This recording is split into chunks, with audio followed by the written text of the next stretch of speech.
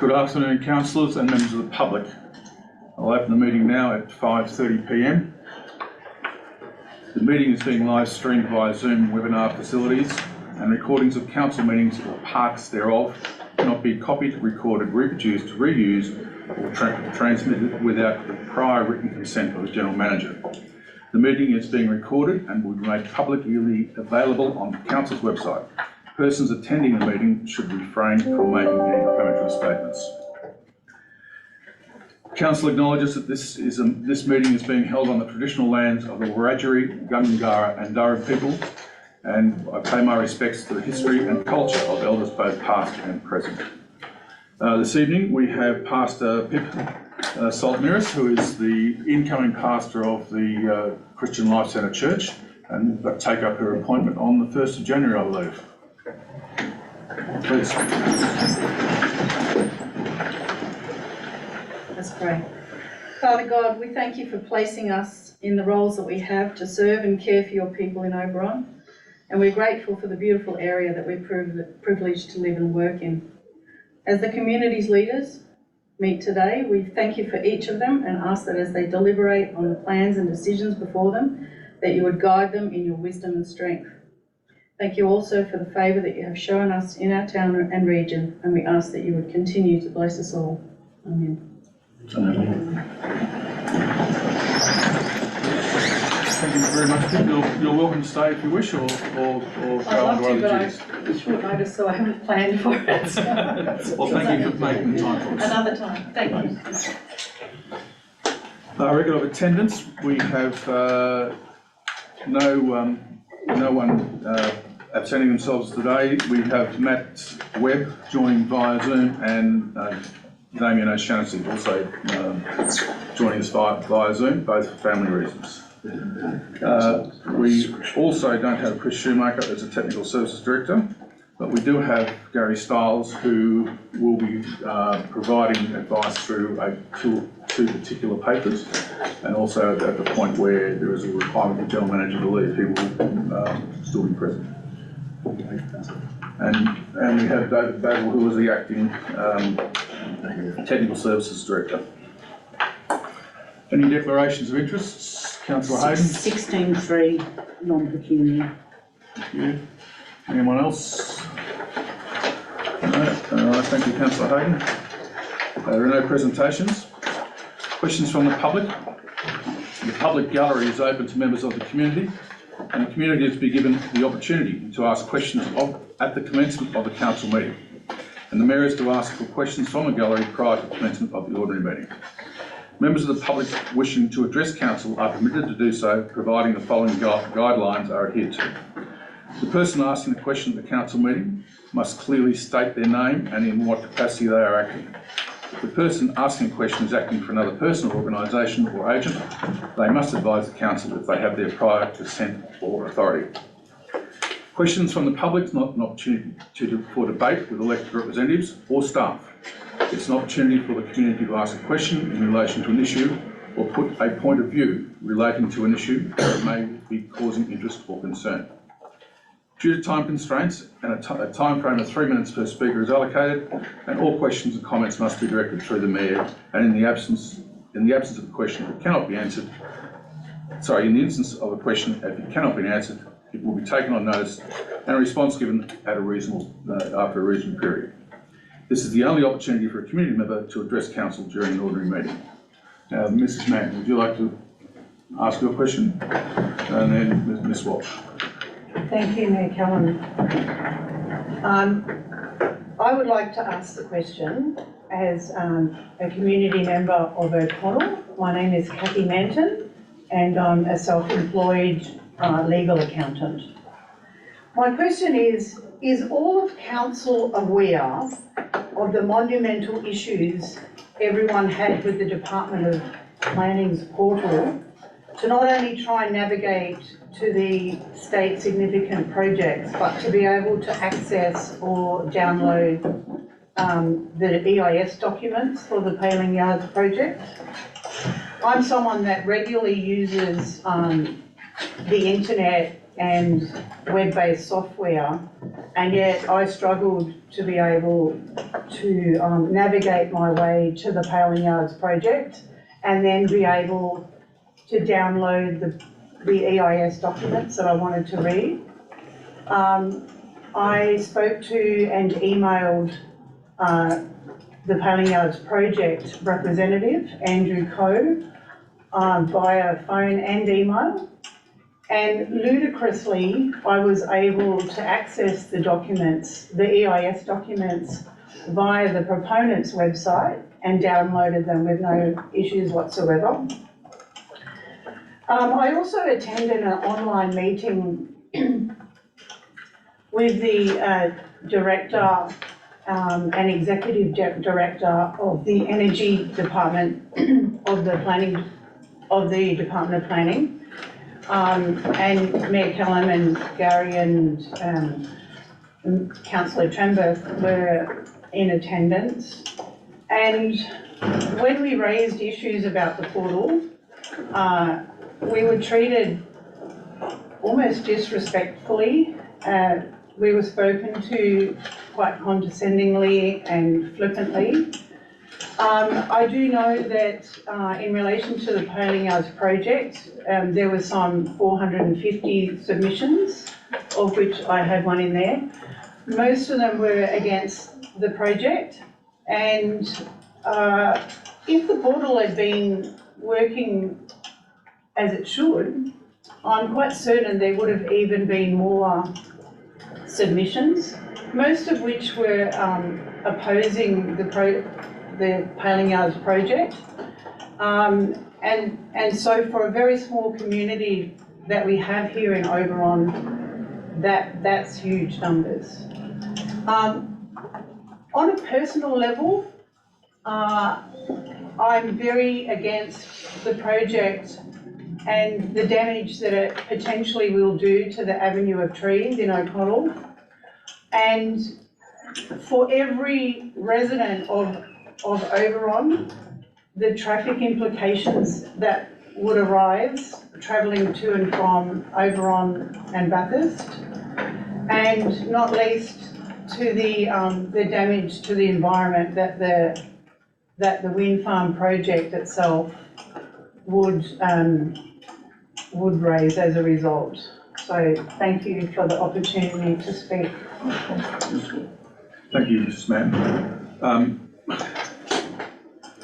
We are all acutely aware of the shortcomings of the planning portal, and I agree wholeheartedly with your comments about that Teams meeting that we were on with you. It was cringeworthy, and that experience was reflected in our submission to the planning department on Paling Yards, because it casts the Department of Planning in dubious light, and indicated to us that it was a preconceived answer for Paling Yards. So I agree with everything you've said, and I wish I could come up with a solution for you, but we can just keep chipping away at making our displeasure known about this particular bit of IT that doesn't work. Thank you. Mrs. Walsh. Sorry, Miss Walsh. Thank you, Mayor. I'm Vicky Walsh, owner operator in the laundry. As you're all aware, my business has been closed to the public since October 11, 23, 10 weeks in total. This has been very detrimental to my financial situation, my staff's financial situation, and most of all, my mental health. My clients also have been affected terribly, as some are doing over 100 kilometres round trip to get their linen washed. A potential buyer is coming to look at my business on Saturday the 23rd of December. I've delayed this potential buyer for a couple of weeks now, as I have not disclosed the water issues and that I've been having, in hope that it would be in the process of being rectified. At this stage, I really don't have a business to sell, only my equipment, as all of my linen is no longer of any use to anyone, and I'm not sure if I'll ever get my 30 B&Bs back as customers. I received information that the report from CWT was given to Council on the 5th of December and have also received information that Council were advised to get the pipes in front of my laundry cleaned as soon as possible. Most recently, this morning, I believe it is discovered that there are gal pipes out the front of my business. I've been accused by council staff of having gal pipes on my business premises, and this was causing the contaminated water to my business. But you would only have to inspect yourself to see that when I turned the premises into a laundry in 2019, it was all new plumbing and there is no gal plumbing on my premises. My questions are, why was the report from CWT held off for discussion until tonight's confidential meetings, as this was a unanimous decision to get this investigation done? Another question, when do council anticipate the works will be carried out so I can discuss with my potential buyer? Will the pipes at the front of my business be replaced, and if so, when? If the answers to these questions are put on notice, I request an answer by Friday morning so I can disclose this situation with my potential buyer, as I do not want to lose the sale of my business, as I'm sure you don't want me to lose the sale of my business. Thank you. Thank you, Mrs. Walsh. The report's in confidential for council's consideration. We'll be having a look at it, and as a result of that, we'll be contacting Ms. Walsh in regard to the outcome of that. I understand the resolution, if I'm correct, said that we need to bring a report back to council before it was released. Through the chair, council resolutions require me to respond to council, and that's exactly what we've done in this instance.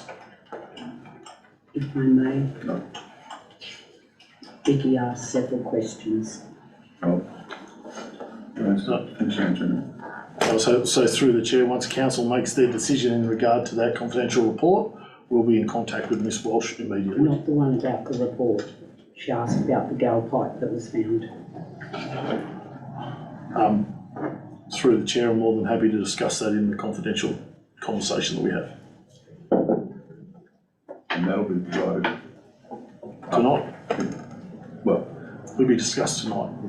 but the question that Ms. Walsh asked is when she needs to know by Friday morning. Now we need to provide that before Friday morning.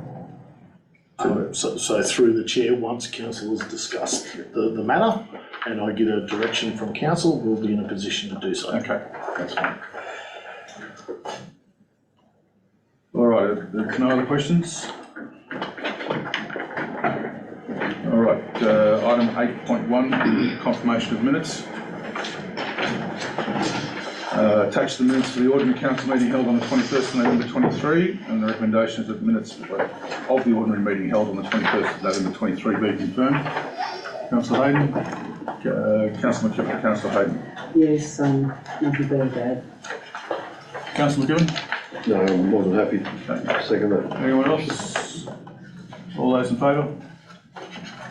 Item 8.1 is passed. Item 8.2, extraordinary meeting, Works Committee meeting on the 5th of December 2023.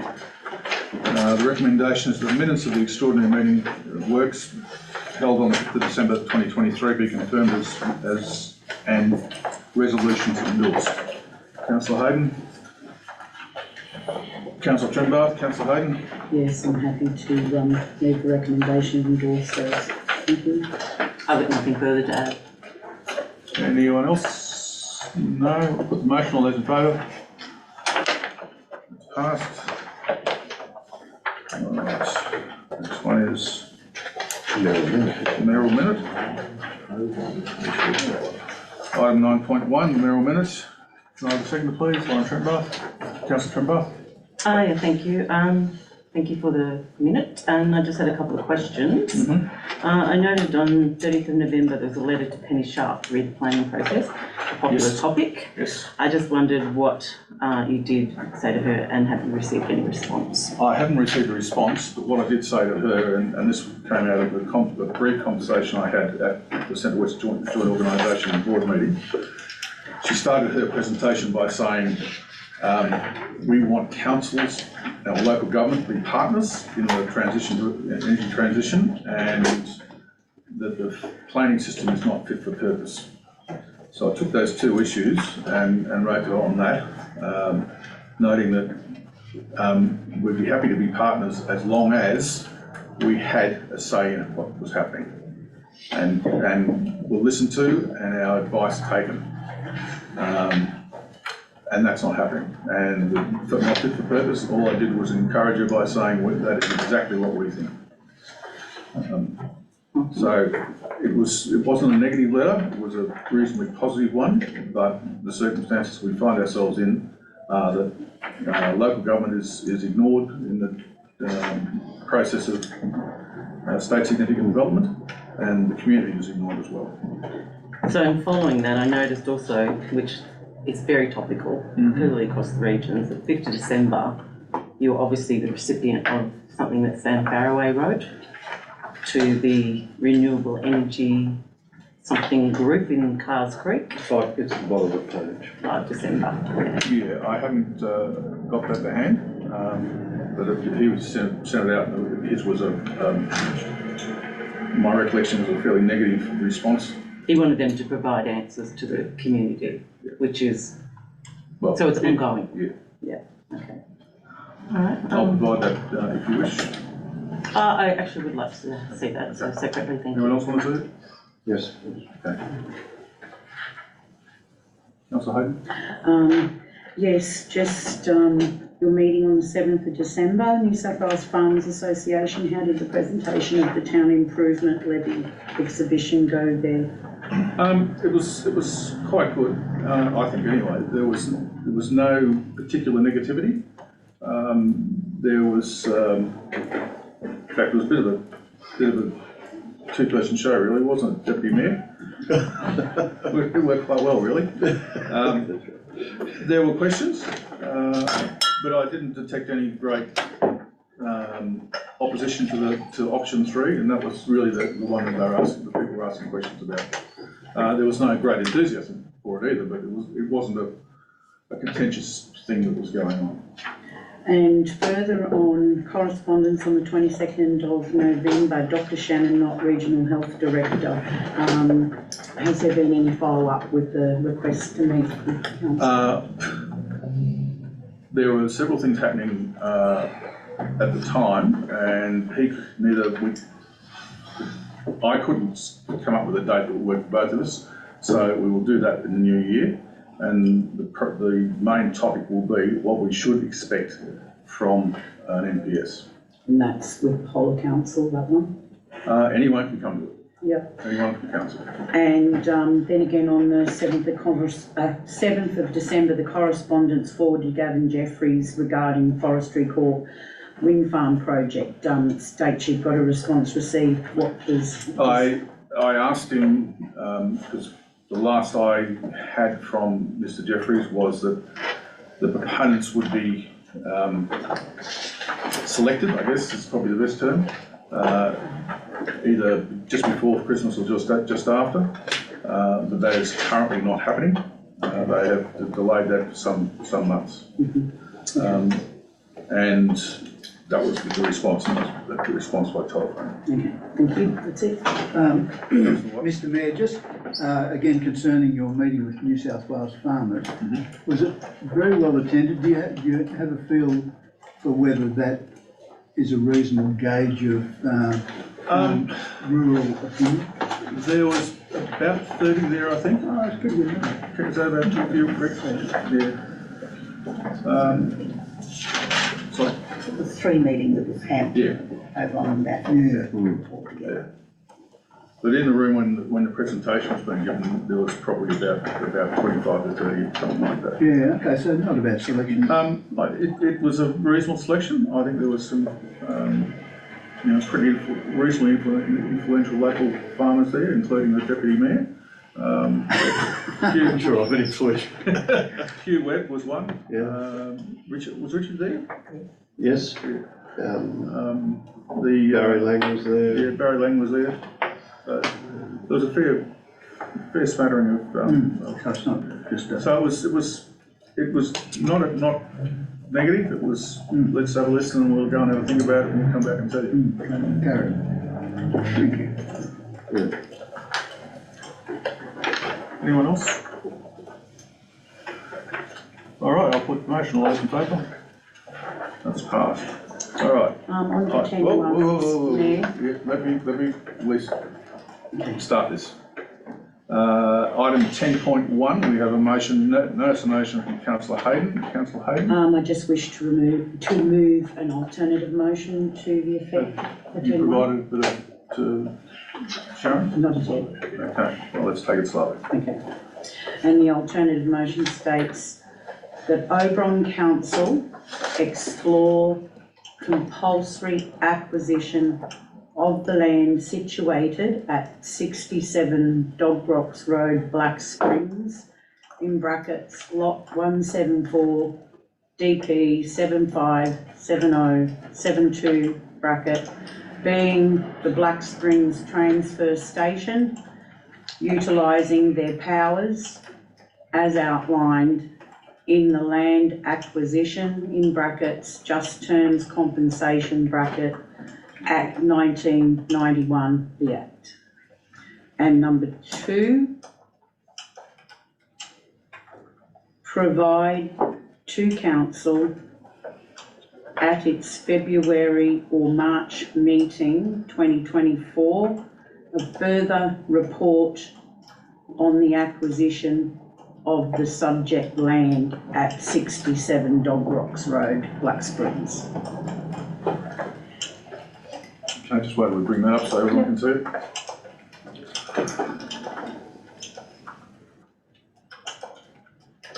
So is 3 still standing or not? Is it white? No, that's No. white, 3 is white.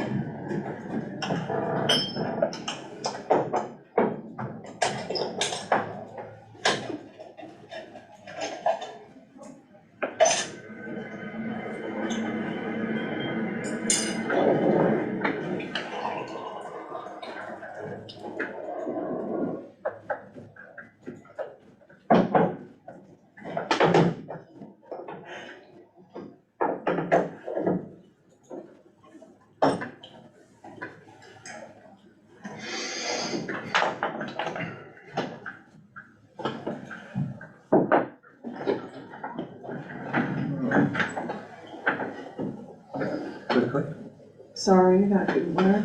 1 second. That was the The sharing part didn't work.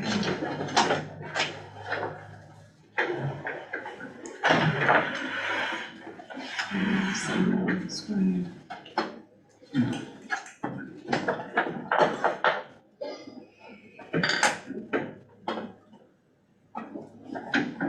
Didn't get the lot of DP in the council. No. 174, DP 757072. And the paragraph just terms. just terms compensation, That's land acquisition, just terms compensation. Act 1991, the Act.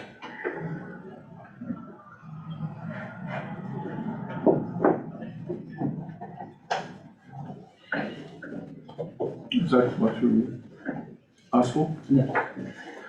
You'll move it, with a seconder, councillor Tremblay, councillor Hayden. Yes, it's been a fair bit of difficulty being able to find a location for the Telstra Tower at Black Springs. It seems the only alternative is to gain ownership of that land for council so that a Telstra Tower can be erected on that block of land. Previous correspondence with the Black Springs Community Association Secretary, Telstra were happy with the transfer station in the beginning. It seems that's going to be the only option that we're going to have down the track, so that's one of the reasons for putting this forward. Okay. Councillor Turnbull? Happy to second it. I'm not keen on the idea that we would actually have, acquire land for telecommunications, but it is a basic right for our community. But I actually agree that we should explore this so that when we do come back, we've actually got something to show the federal government that we have tried everything over many years to try and find somewhere so that they have basic communication. And that's not much to ask as a community. It's not really our remit, but I think we should continue down this path to this point and at least have this information at hand. Councillor McKibben? Thank you, Mr Mayor. Obviously, I believe it's in everyone's interest to have a Telstra tower at Black Springs, and as has been said previously, I think every possible avenue thus far has been looked at. I just have a few questions through you to the General Manager, if I could. I don't fully understand what is completely involved with this compulsory acquisition and our rights to compulsory acquisition. I'm sorry, I didn't have time to research it all prior to the meeting, and I also don't understand, and I also understood that with Crown land, we also have the potential for Aboriginal land rights claims across that land, and I'm wondering how that sits with this and our taking on this land. So, yes, I'd just like some answers to those type of questions, Mr. General Manager, because I think me, like a number of us, are probably not really well appraised of this act or the implications of it. Through the chair, that's what the report was, why we said we'll do a report to bring back all those things that you raised as part of that report. Okay, so on the basis that this just says explore, I'm happy to go ahead if that's what we're going to come back with, all of that, and that'll deal with the issues, those type of issues I've raised. Thank you. Anyone else? Councillor Tucker? Thank you, Mr Mayor. I'd like to speak against the motion. Council's interested in the land at the moment is for the transfer station, and the existing tenure is totally sufficient for that purpose. But putting a mobile phone tower on it, that's Telstra's responsibility, and as far as I'm concerned, it's up to them to find and acquire a suitable site. They've got a lot more money than we have. It's not council's role to start spending our own money doing Telstra's job for them. We already have enough trouble providing enough funds for our own purposes, so I don't think we need to do Telstra's as well. I think we should only get involved in the processes of compulsory acquisition if Telstra firstly promises that they will pay all the costs associated with the acquisition and with building the tower and connecting the power and all the running costs. So that's why I had been in the original motion as printed. I was happy to support number 3, that we continue to advocate, and that includes discussions with Telstra. But I think that needs to happen and get commitments from them before we start looking at compulsory acquisition and spending our own money. Thank you. Thank you, Mr Mayor. My view is that exploring the options is worthwhile. I can't see a great downside to that. I just wonder why we need to specify the way that we might acquire. I would have thought over council explore acquisition of the site would be perfectly adequate without tying your hands about a specific way of doing that. Obviously, you would consider that as one of the options. So, but I don't feel strongly about that. I just don't think that.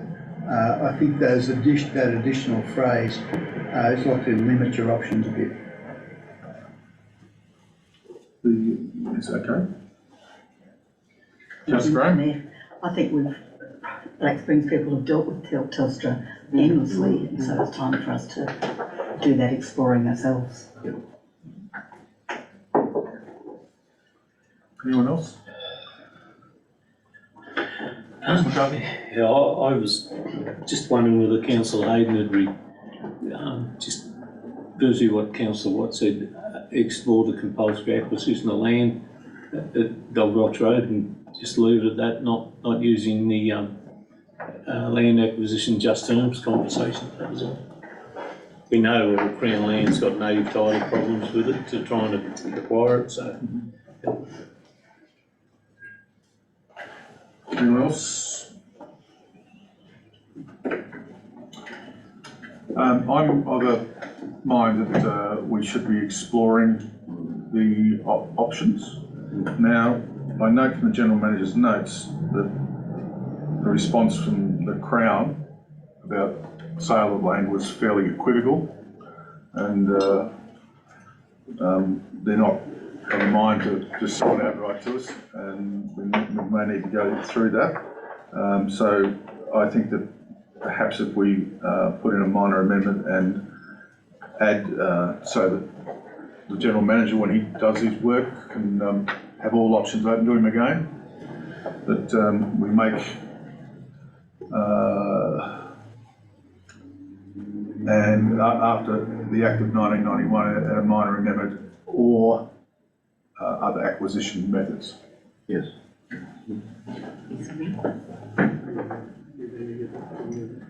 Sorry?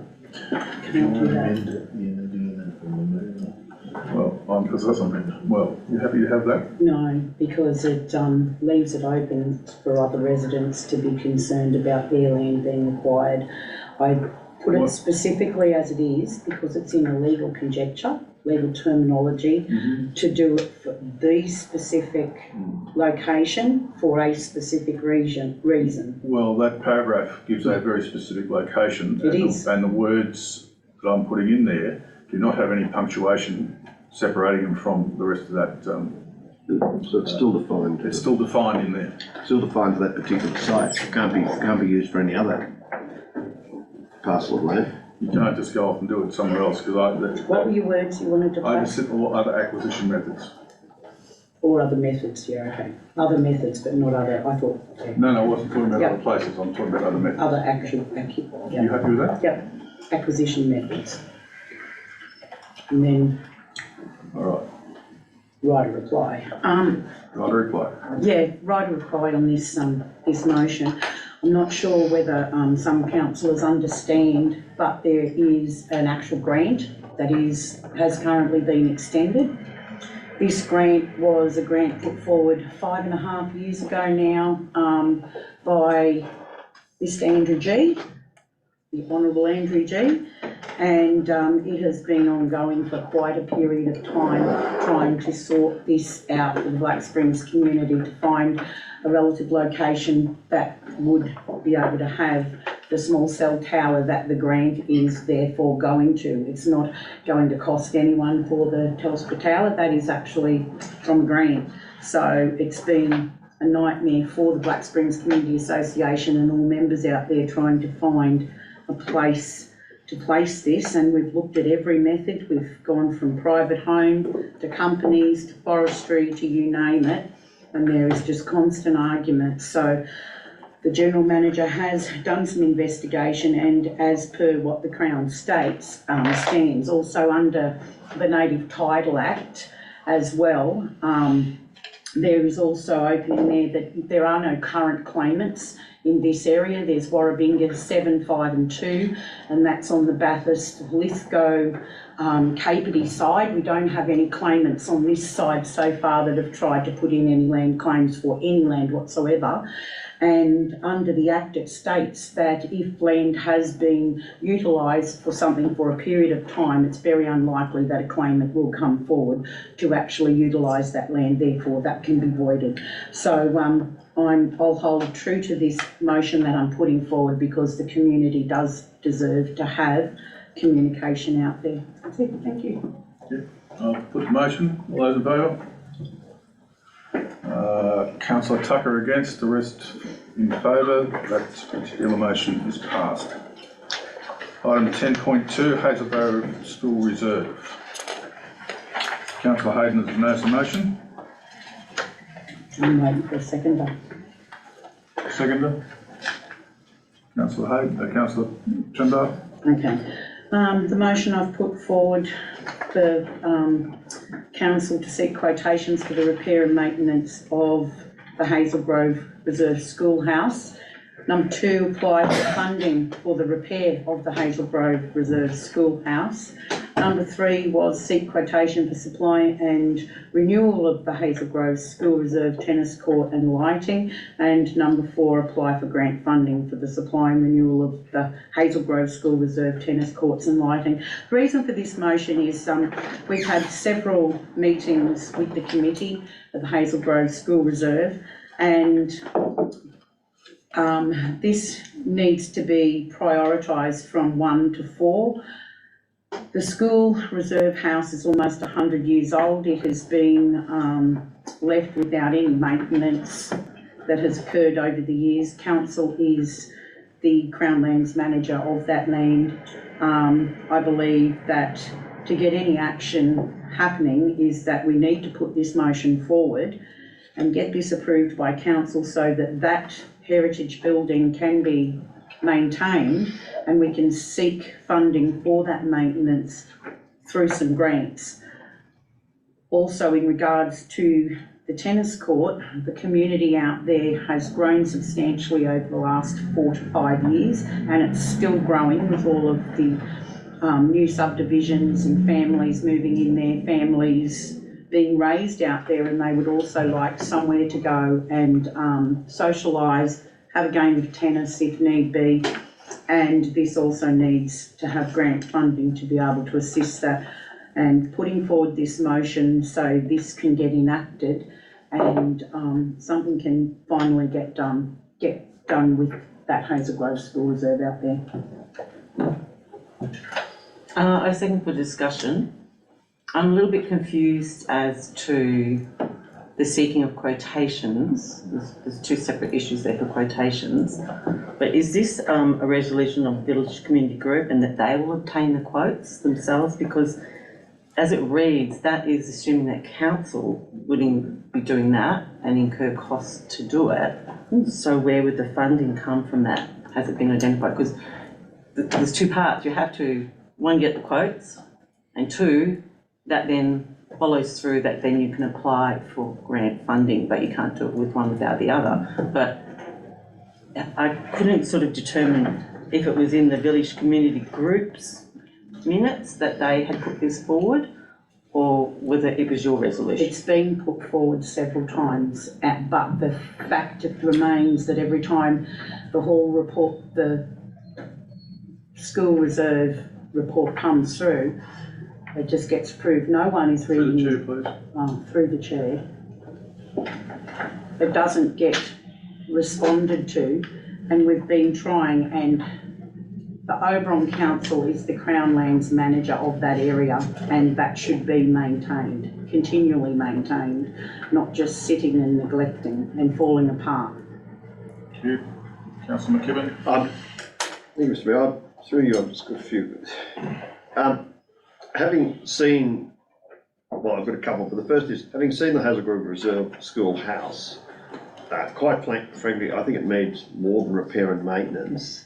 It actually needs some substantial work underneath to raise the foundations and prevent termite ingress and water ingress.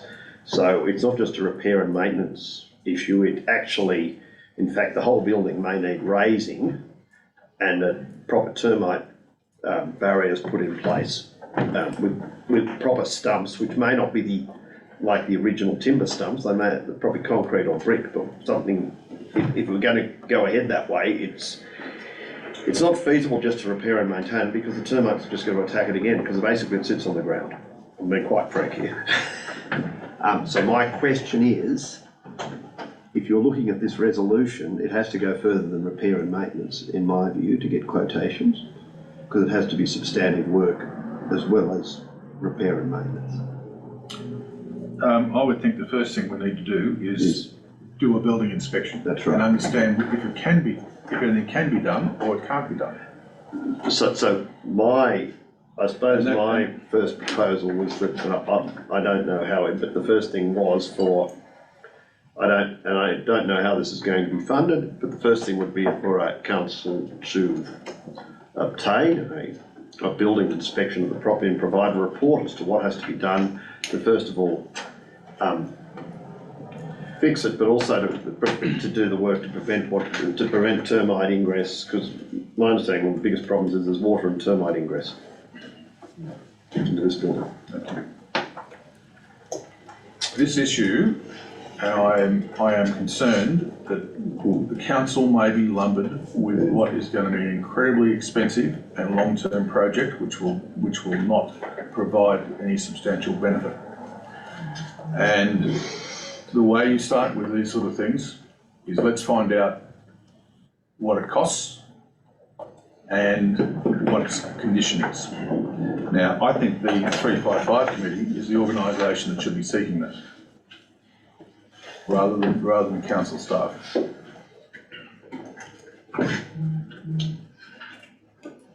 Councillor McCarthy. Thank you, Mr Mayor. I was a previous delegate on this committee out there, and we made an application to the through Gillian Salmon to get funds. We got quotations. Getting quotations to just repair the building is like getting hen's teeth. People don't want to get involved, and by the time you have the quotation and it's outdated. I think the building's worth saving. I don't think it's a basket case. I think the timber where well, I didn't know there's termites in it, but I know where the tank was, that there's a lot of weather beaten.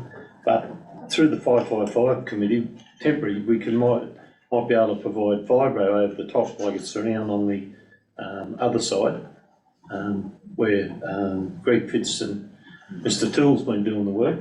But I think this is a unique little building. The one of Mozart Museum's knocked that one back. This is probably one of our own little school buildings that's not used as a school. But yeah, I would like to see it, but I think the group that are out there need to get together and get it done. Like the timber, Christo didn't want the timber to be pine, treated pine. I understand we can source some locally timber. It's got to go to Clarence Timber Mill to have the same profile put in. But I think it's something that should be done locally, and the local people out there should drive it. And I'm a beneficiary of it in respect that we have our bushfire meetings there. We do a little bit of maintenance on them certain maintenance days out there, the fire shed and the school. But yeah, I honestly think temporary, through the 555 committee, we should be maybe providing a bit of fibro to go over the top, and then when funds become available, we've protected enough to go and reshoot it in the original heritage linings. Thank you. Thank you. I'm going to put up an amendment, and that is that the 355 committee seek quote.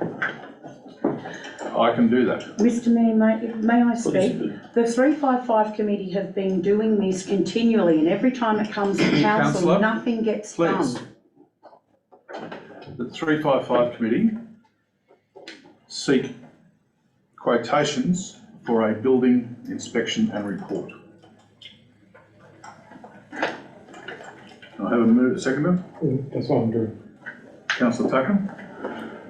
You cannot start any process until you know what the circumstances are when you start. And this has been coming backwards and forwards continually. Councillor Hayden. You're not listening. Councillor Hayden, please respect other people's ability to speak to a motion. You have been interrupting several times already, and I will not stand for it any longer. You've got to know where to start, and that is how you get a decent building inspection. You know the status of the building, and you know what needs to be repaired. And at the moment, it is in a terrible state, but that's the start. So, that's Councillor.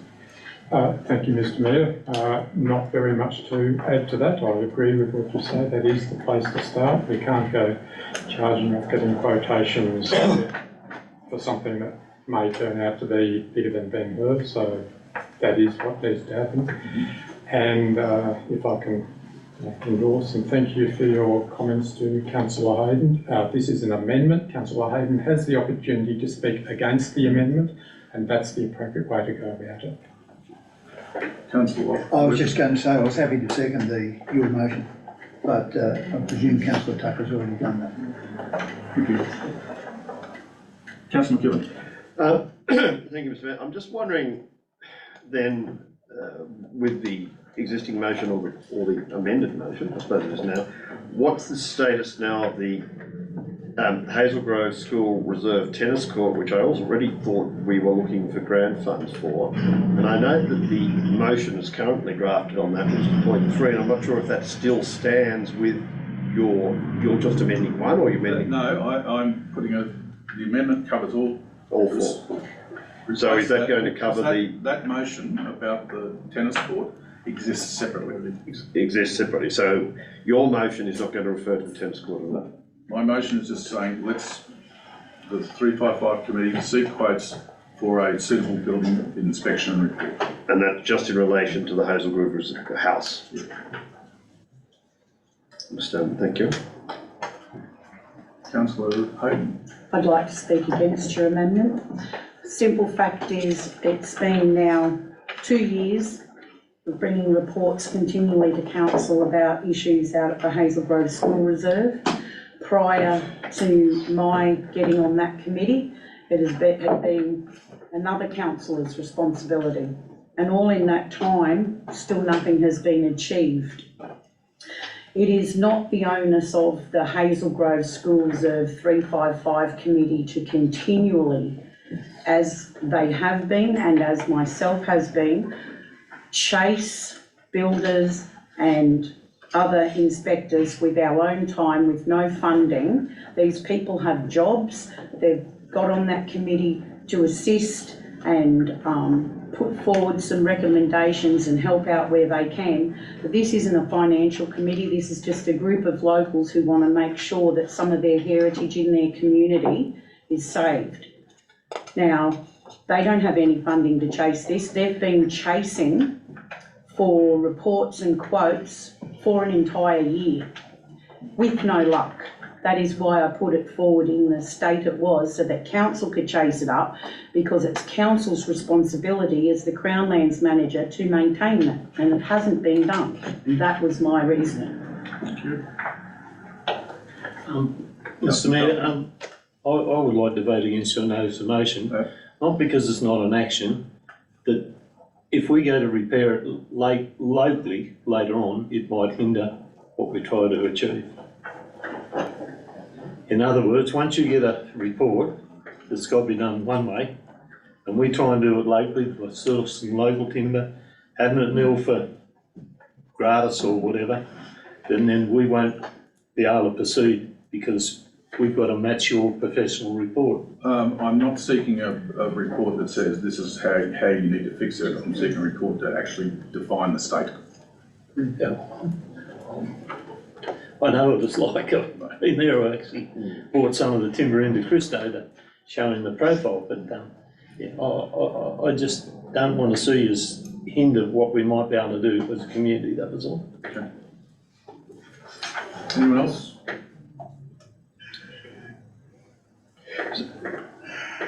Councillor McKibben? Sorry, Mr. Mayor.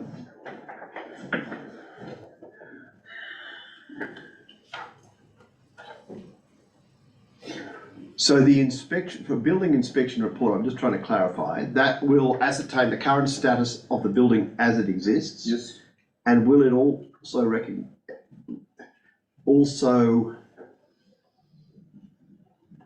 recommend what action needs to be taken to remedy or what works are required to be undertaken to fix the underlying issues and repair it? I suppose. Which will give us a very clear or much clearer idea of what it will cost. Because I go back to my earlier remarks that the problem with these sorts of buildings are that they can become enormously expensive and be a burden on the community. And I'm just, Mr. Mayor, just speaking from my experience with Burriga, that we needed a report to say what the problem was, but also how to fix it, and what it was going to cost. So yes, as long as it covers both those aspects, I think it's Councillor Keating. Thank you, Mr. Mayor. I I think the starting point, you're right, the starting point is to get the report and the inspection report. That will give us the basis or the bare bones for the scope to go out for quotes, and that for the restoration work. It could come down to, you know, quite a significant project to restore it. May not have to be done all in one go. We could do sections of it. I haven't seen it for a couple of years, but I know it was in pretty bad state of disrepair. I'd like to see it preserved, and I think there are options that we could explore to fund it by shifting some other donations or 355 funding around for a short 2 or 3 year period or something. So I'd rather not mention that idea at the moment, but I think when the report comes back, I'm more than happy to put those ideas forward to the funding. Just a clarification in the report, Mr Mayor, it keeps talking in the report of the schoolhouse. The actual schoolhouse is next door. Oh, This is the school, oh, you mean the school building? the school building. That's Yeah, right, the shed next to Can it we is change actually- that? yeah.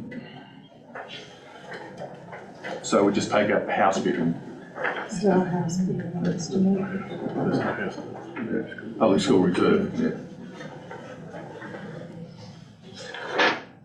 Reserve schoolhouse, it's a schoolhouse.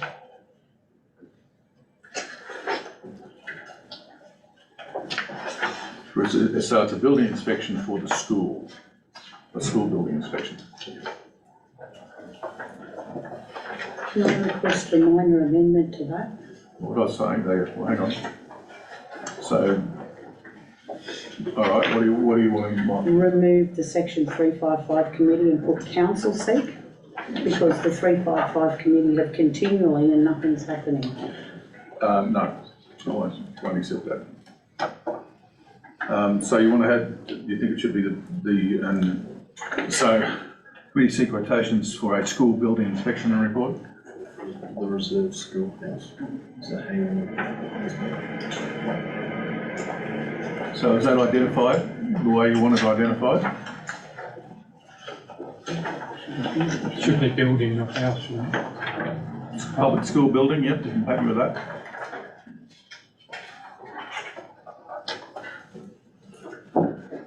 Alright. I'll put the amendment, all those in favour? Councillor McCarthy and Councillor Hayden against. So the amendment becomes the motion, all those in favour? Councillor Hayden against. Thank you, councillors. Item 10.3. Notice of motion from Councillor Trembath. Councillor Trembath. I have provided the notice of motion and the reasoning behind it, which I hope everyone will bear with me as I speak to it, because it is quite a very important issue in our community. So it's important to point out this notice of motion is to reflect that there is a very large number in our community who are understanding of the need to transition to alternative forms of energy generation. However, they are strongly questioning the suitability of the location when the LGA was never identified as a RES, and reject the idea that they are NIMBYs. Our community want to protect our LGA that is culturally significant, environmentally sensitive, a World Heritage pristine scenic location. And I've heard the statement that we as an LGA should take our share of wind turbines, which I cannot understand. We in the regions have taken our fair share of everything: mining, solar, wind. Moving the second of first. Can you second? Sorry. Yeah. You seconding? I launched. It's okay, just call the motion again.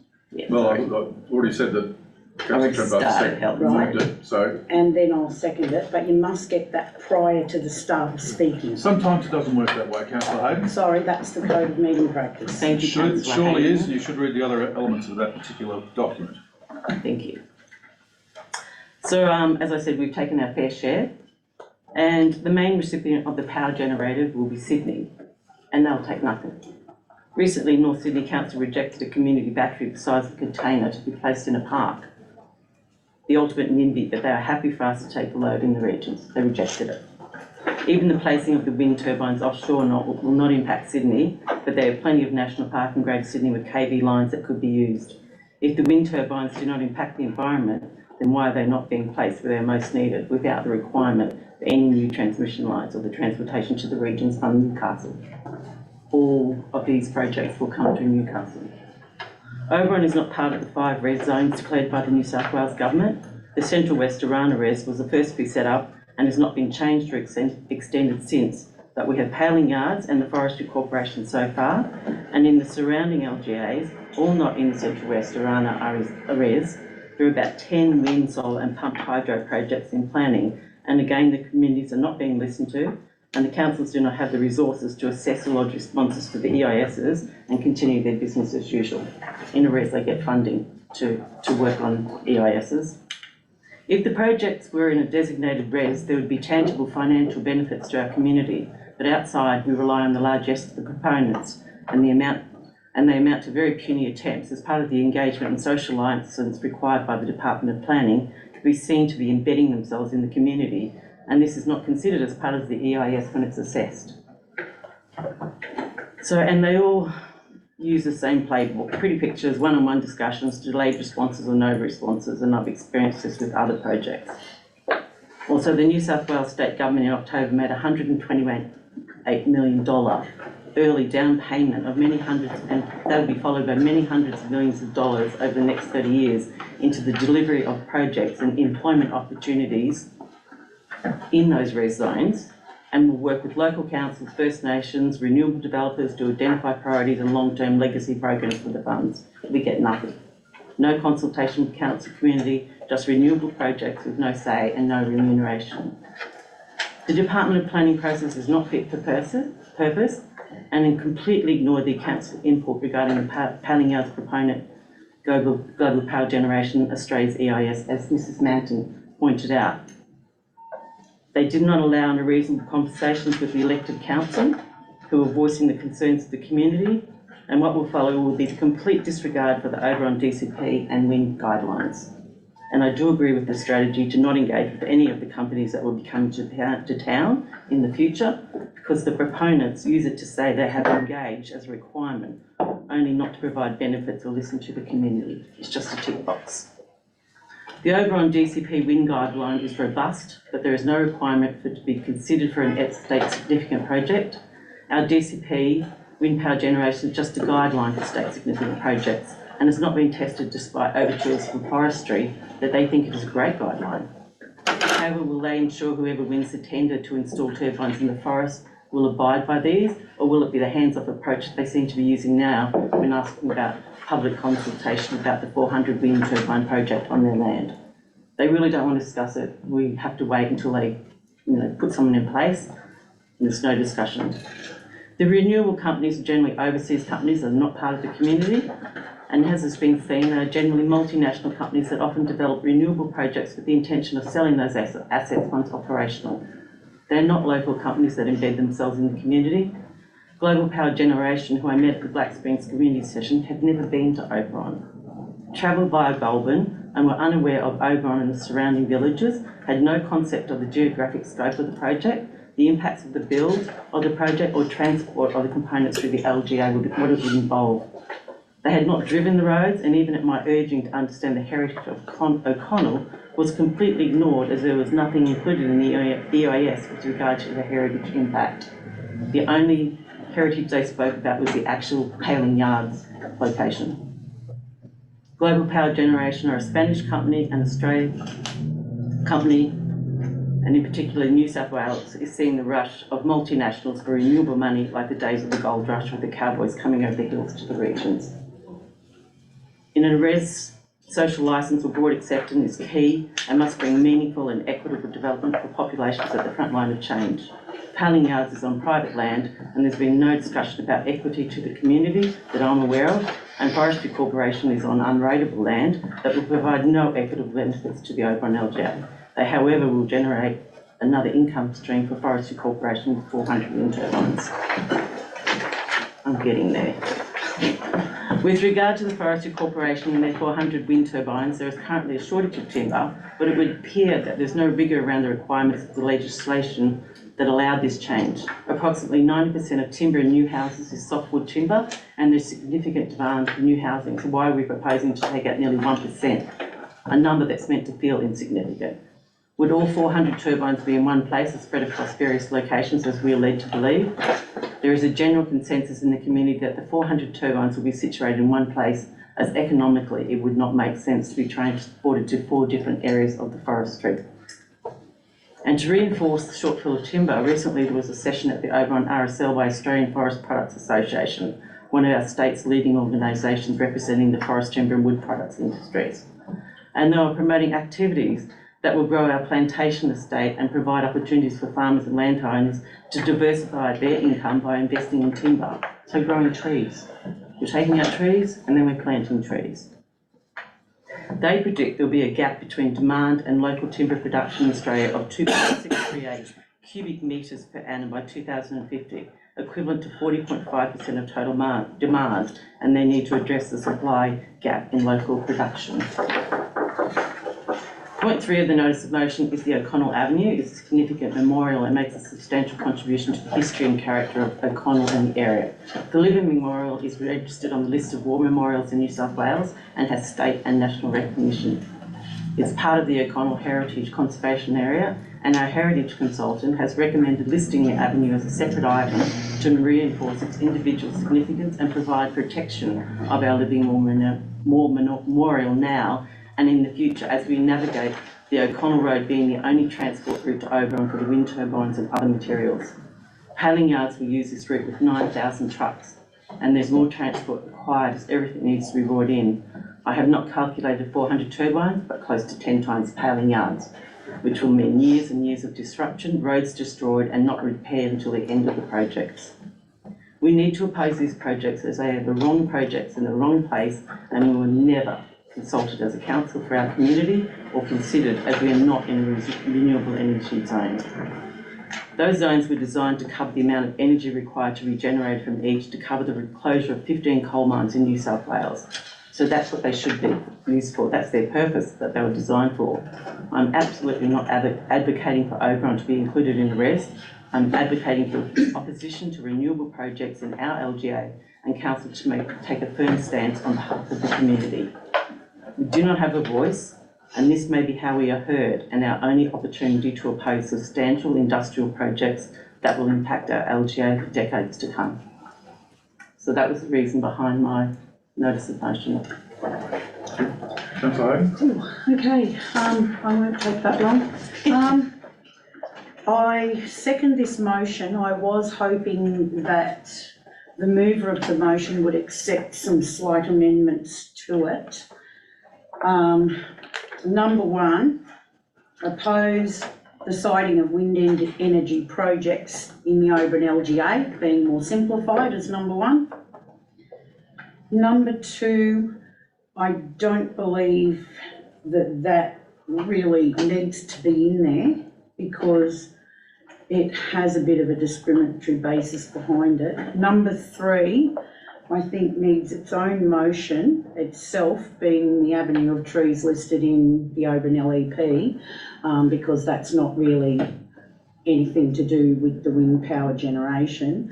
Number 4, I accept wholeheartedly that Oberon Council acknowledges and supports its community concerns around the efforts about state significant, I would put in there renewable energy projects in the Oberon LGA in 5 and 6 as it is. I still happy to second, but I was just wondering whether the mover would accept those slight amendments to 1. 2, I don't really think needs to be there. 3, I think needs to be in another kind of motion because it's not relating to wind power generation. And yeah, just remove any talk about the res zones, because it doesn't matter whether there's a res zone or not a res zone. The state can put things wherever they want, regardless of having a renewable energy zone anywhere. That was the only reason behind that. No, I don't accept the changes. I think pointing out the res zones is very important. They were identified to provide energy across the state, and we're not in those zones, and as such, we get nothing. So it's very important that we need to stand up. Based on the Department of Planning, we've had a very bad experience with them. Mrs. Banton has provided her feedback on that experience herself and the disdain and arrogance that they provided to us in a meeting. And with regard to 3, our heritage advisor advised strongly that this be included in this motion because it is part of the transport of wind energy into this LGA. It is the only route that will be able to be used. There is nothing coming through Wollongong or Melbourne or anywhere else. If you know, Newcastle has been determined by a separate deal with the government that everything will come through Newcastle. So there is no, it's not coming through Goulburn, it's not coming up through the other way. It is coming in via Mudgee and back of Kelso and through O'Connell all the way through this LGA. Just through the chair, if I may. Hang on. So the mover has not accepted your... I'm not accepting. Does any other council wish to speak? Councillor McKibben? Thank you, Mr. Mayor. The first issue is, I believe there are some diverse views in the community in relation to wind farms. I have especially in relation to farmers. There are farmers who are obviously opposed, but there are farmers who also consider, especially with the current stock prices, that if they've got large mortgages, that having some wind turbines on their property might be a source of regular and reliable income moving forward. And they do not want an out-and-out opposition to wind farms. I also note that there is a right to farm, and that, you know, the Oberon branch of the farmers has indicated that it's really a matter for farmers themselves as to whether they oppose or do not oppose wind farms. We have a DCP that puts out a large number of parameters in relation to wind farms. Most of these wind farms, or all of them probably, are state significant, and the ultimate person who will determine is the state government and through the Department of Planning. If we out and out state that we oppose wind farms, I believe that we will have less say in actually trying to limit wind farms, or in actually trying to use our DCP and to place conditions. Recently, we put a submission in to the state government in relation to wind farms, in which we indicated a number of manners how the process had been flawed in relation in particular to community consultation and engagement. And we decided that we would not put a position ourselves, we would just show how flawed the whole process was. And that is where I thought we got to. I also note that if I can refer you to the joint organisation on which our mayor sits as, I think, the chair of the energy of transition to sustainable, secure and affordable energy future, and that's page 60 of our board papers. We talk about what the JO is trying to do in relation to renewable energy future and the areas where we're identifying. We're all understanding that there hasn't been sufficient community consultation. We all understand their issue with transmission lines. We all understand that there can be issues with, obviously, where these turbines go. But I think we're better off being in the mix and being in the argument and trying to improve the situation by being seen to be engaged rather than just doing an out and out, no wind farms, that's it. So my view is that we should continue with what we're doing, and we should need to be open-minded. Governments of both political persuasion in our state, the previous one and the current one, they're going to push through with wind farms. They're going to push through with renewable energy. As Xavier Martin said at the New South Wales Farmers meeting that the Mayor presented to recently on the TI, you know, in some ways the solar panels are worse because they're covering agricultural land, not allowing crops and everything to be planted in prime agricultural land. Wind turbines take up a lot smaller footprint. And as forestry, when they presented here, said, and whether you agree with it or not, I don't like the concept, but for every hectare they're taking up to put a wind farm on, they're buying 2 hectares of private land to put pine forests on. Out west, not here. No, well, I think it's all round, could be at Tumut when they put them here. But that's what they're doing. And, you know, so ultimately there will be more pine trees for every, so there'll be twice as many pine trees planted for every hectare they take out, I think is where I got to with the discussion we had here some weeks ago. So I think we have to be very careful. So I oppose this motion. I understand people's rights to be anti or for. I'm not expressing an opinion one way or the other, but I think that as a council, we're going to have a stronger voice in being able to put down the conditions, push for our DCP, push the state government, and we did a very good, I believe, presentation to the government on the flaws in their consultative process and in the process generally with the planning portal, and I think we should continue on that avenue.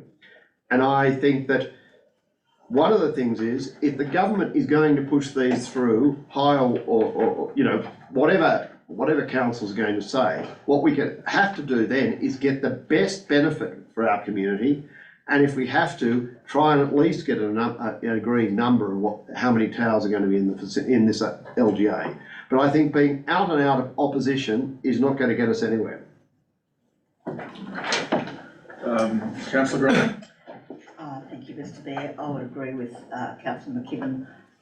I just saying no, wind farms, we're going to oppose everyone, won't do us any good at all.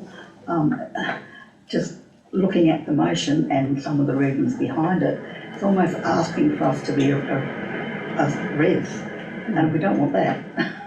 And that's what some of it. I'd agree with Councillor Hayden that number 3 should be a separate motion because I think that's a really good part of it. But I don't agree with the rest of all, particularly 1. Yeah. Councillor Watt. Thank you, Mr. Mayor. Councillor Trembath, I certainly respect your position. I'm aware of the depth of feeling of many people, particularly in our local community. I also oppose the view that we should out and out oppose wind generation projects. To me, my philosophical position is that the objection I have to many projects is that there are winners and losers.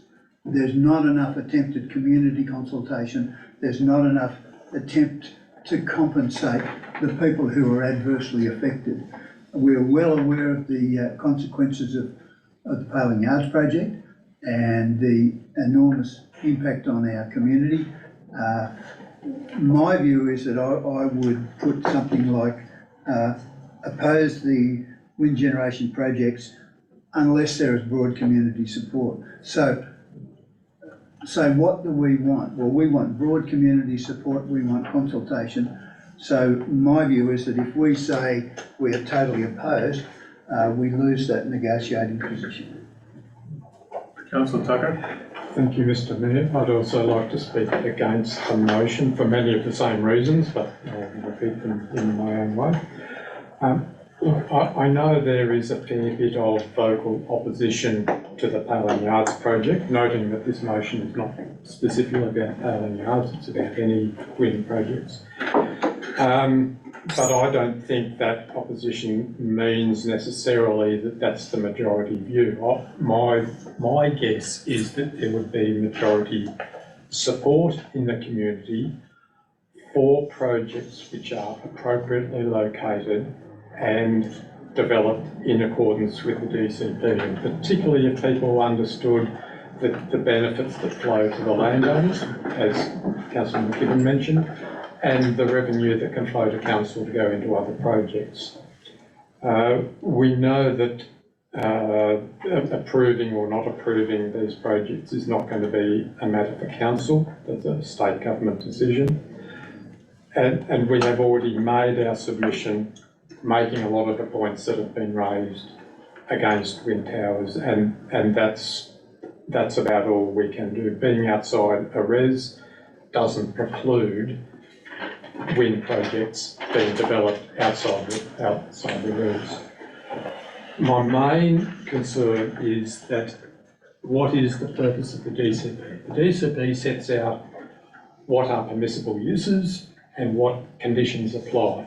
And what this motion would be saying is that, well, even if a wind farm is permitted in the location you want to build it, and even if you comply with everything in the DCP, we're still going to oppose it anyway. And I don't think that's the right way to go about it. If there is broad opposition to any projects, let's change the DCP, but not change the rules midstream when we've already put this document out years ago and said, if you follow this, you can do this. And I just don't think that's fair to proponents. And also, as Councillor McKinnon said, the Mayor is already involved through the JO in looking at how to go about such projects in a way that maximises the benefits and minimises the costs. And I think that's the appropriate way to keep on with that process. So I'm opposed to the motion. Councillor McGregor. Thank you, Mr Mayor. Yeah, I'm opposed to the motion as it's presented. I think it, as Councillor White said, it limits our avenues for putting forward the community's views, whether they're for or against, in many other instances, or if the other opportunities come up.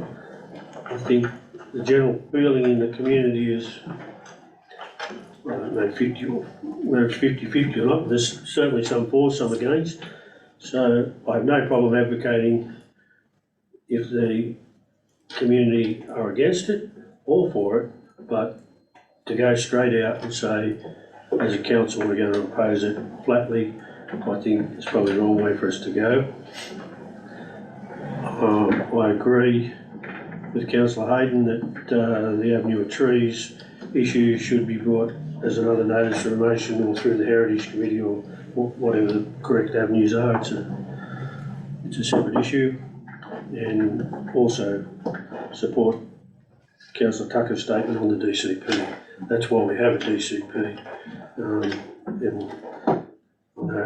Councillor Trembath has spoken before about we shouldn't be varying from our DCP for different things and different developments and whatever. So I think that I agreed then and I agree now that that's what a DCP is for, and we should not be jumping ahead of ourselves there. If we want to change the DCP when the DCP is reviewed, that's the time for that.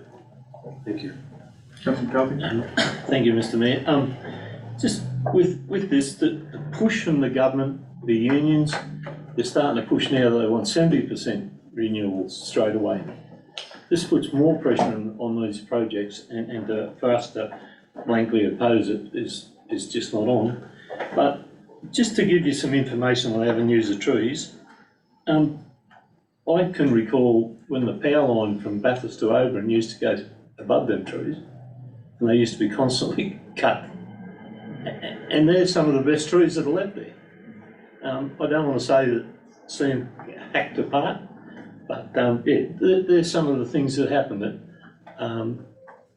some of the trees have been removed by consent from the Balbar owner at the time. They wished it, and then they let it become a guardian of the trees. I could never understand that you want the trees gone and then you give them the stamp of approval to become a guardian. But the trees are significant, but I think they can be managed, and I just can't support this motion. Okay. I'm going to oppose it as well. And the reason for that is I think it's not focused. There is a series of points which are not necessarily congruent, and to try and get it right tonight, I think is not possible. I think there is a place for selectively, after due consideration, opposing particular developments. Put a blanket ban on a development of a certain type. It just deals you out of any negotiation position. And also, the first wind tower that goes up, you'll fail. And that's, you've got to keep yourself in the game. So I will oppose this, and what I'm going to do is, because there seems to be significant support for the listing of the avenue of trees, I will break this into 2 sections. That's item 1, 2, 5 and 6, and then item 3. You're happy with that? Oh, hang on. Oh, who are you? So, well, that's what I when we put the motion, but I'll give Councillor Chambath her right to reply. Thank you. Absolutely, the DCP should never ever be ignored. By the way, my mistake. You want me to agree to that? I just need to point out one other thing I meant to say, was if you say there is no wind turbines to go into Oberon LGA, you are obliged to amend the DCP and remove it, because they're at odds.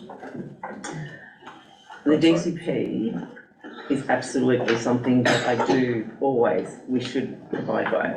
This is state significant development and they will be ignored. So, that's just going to happen.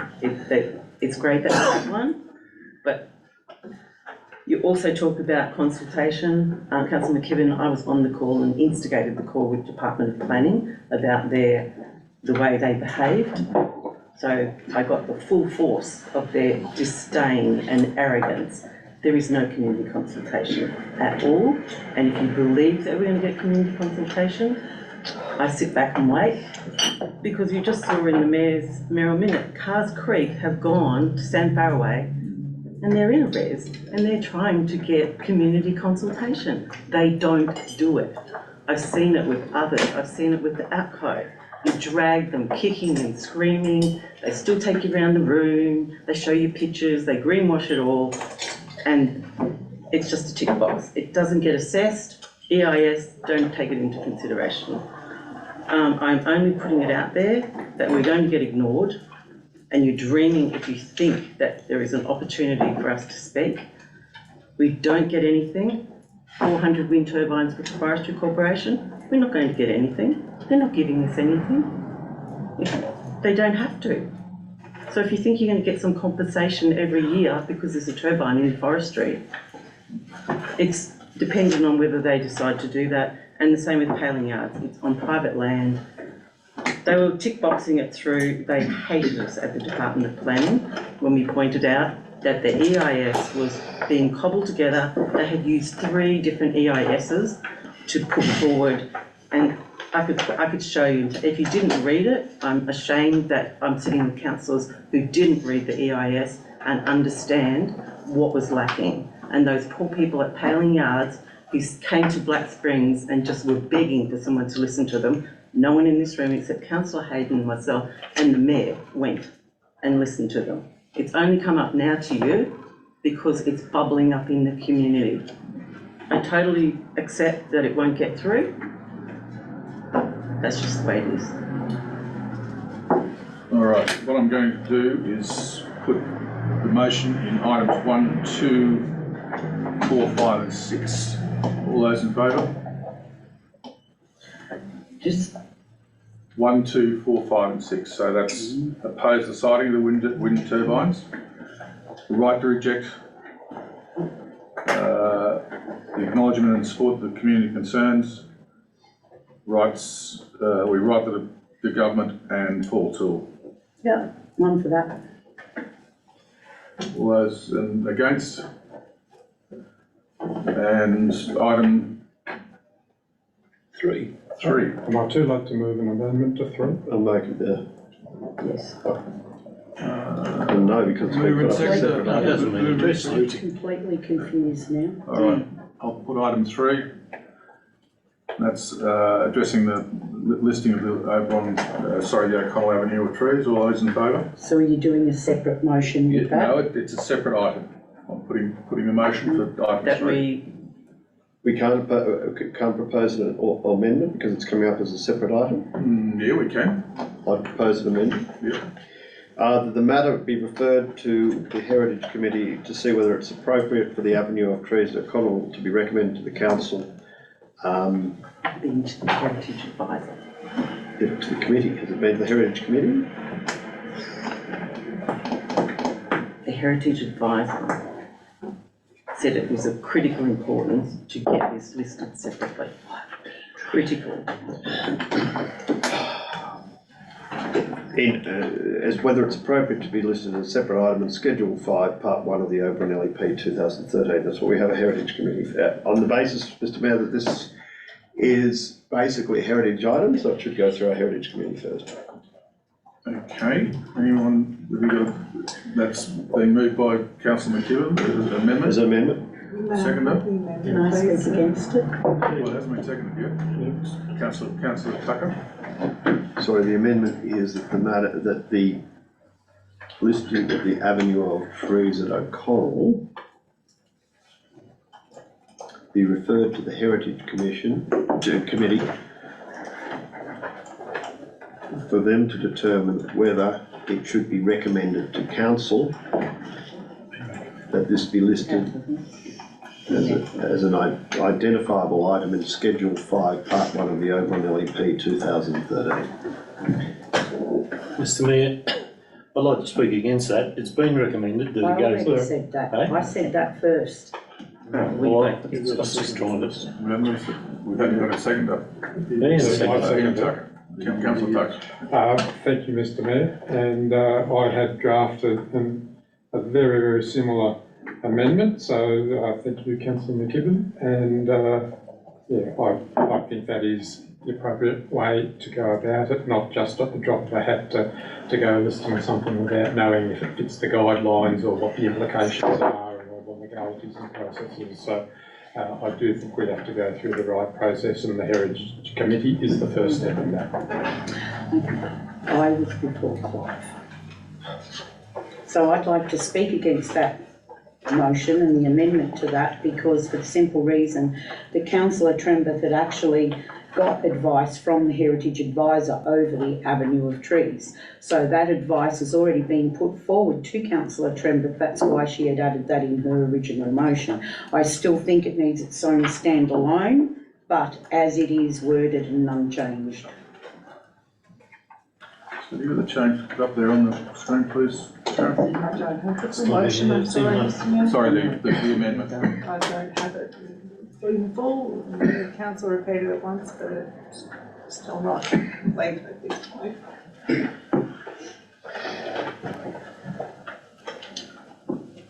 The avenue, sorry, what have you got there? I think I've got For some them to words determine if you whether it want. should be recommended to council to list the avenue as per what was their review in Schedule 1, So move and second, if you can sort out what you Schedule want there. 5. Would Councillor McKibben like to hear my wording, Yes. which I think is a bit simpler? Yep. That council refer the possible listing of the avenue of trees at O'Connell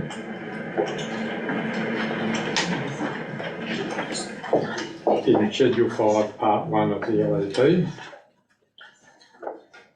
to the Heritage Committee for advice.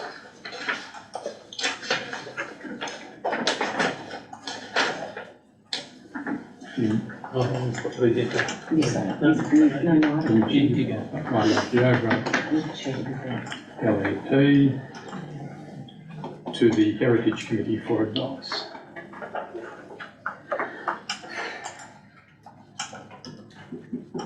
That's if Councillor McKibben is happy with that, otherwise we can go back to his wording. No, I'm happy with that.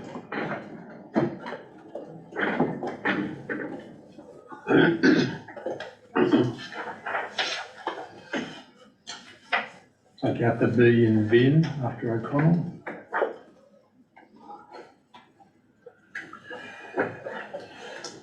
All right, so moving and second are both happy with that? Yes.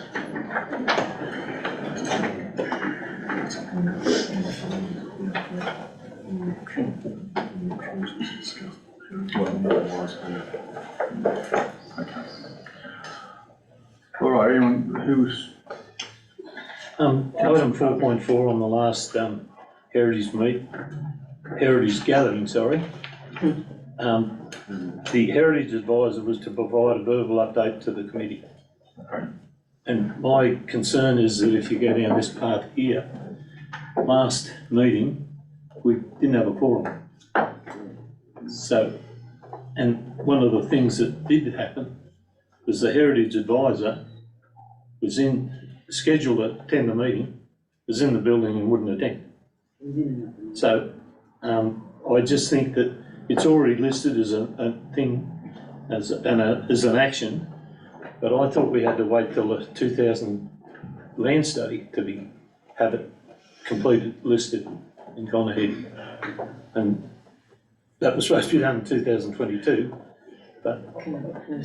I checked with the Heritage Advisor. okay, you checked with them? And he said, yes, that's why it's always been held and held and held, but there is no reason to not do it now. It can be done now. It's quite a straightforward process, but it seems to have always been held over. I'd like to put a foreshadowed motion up should this lapse.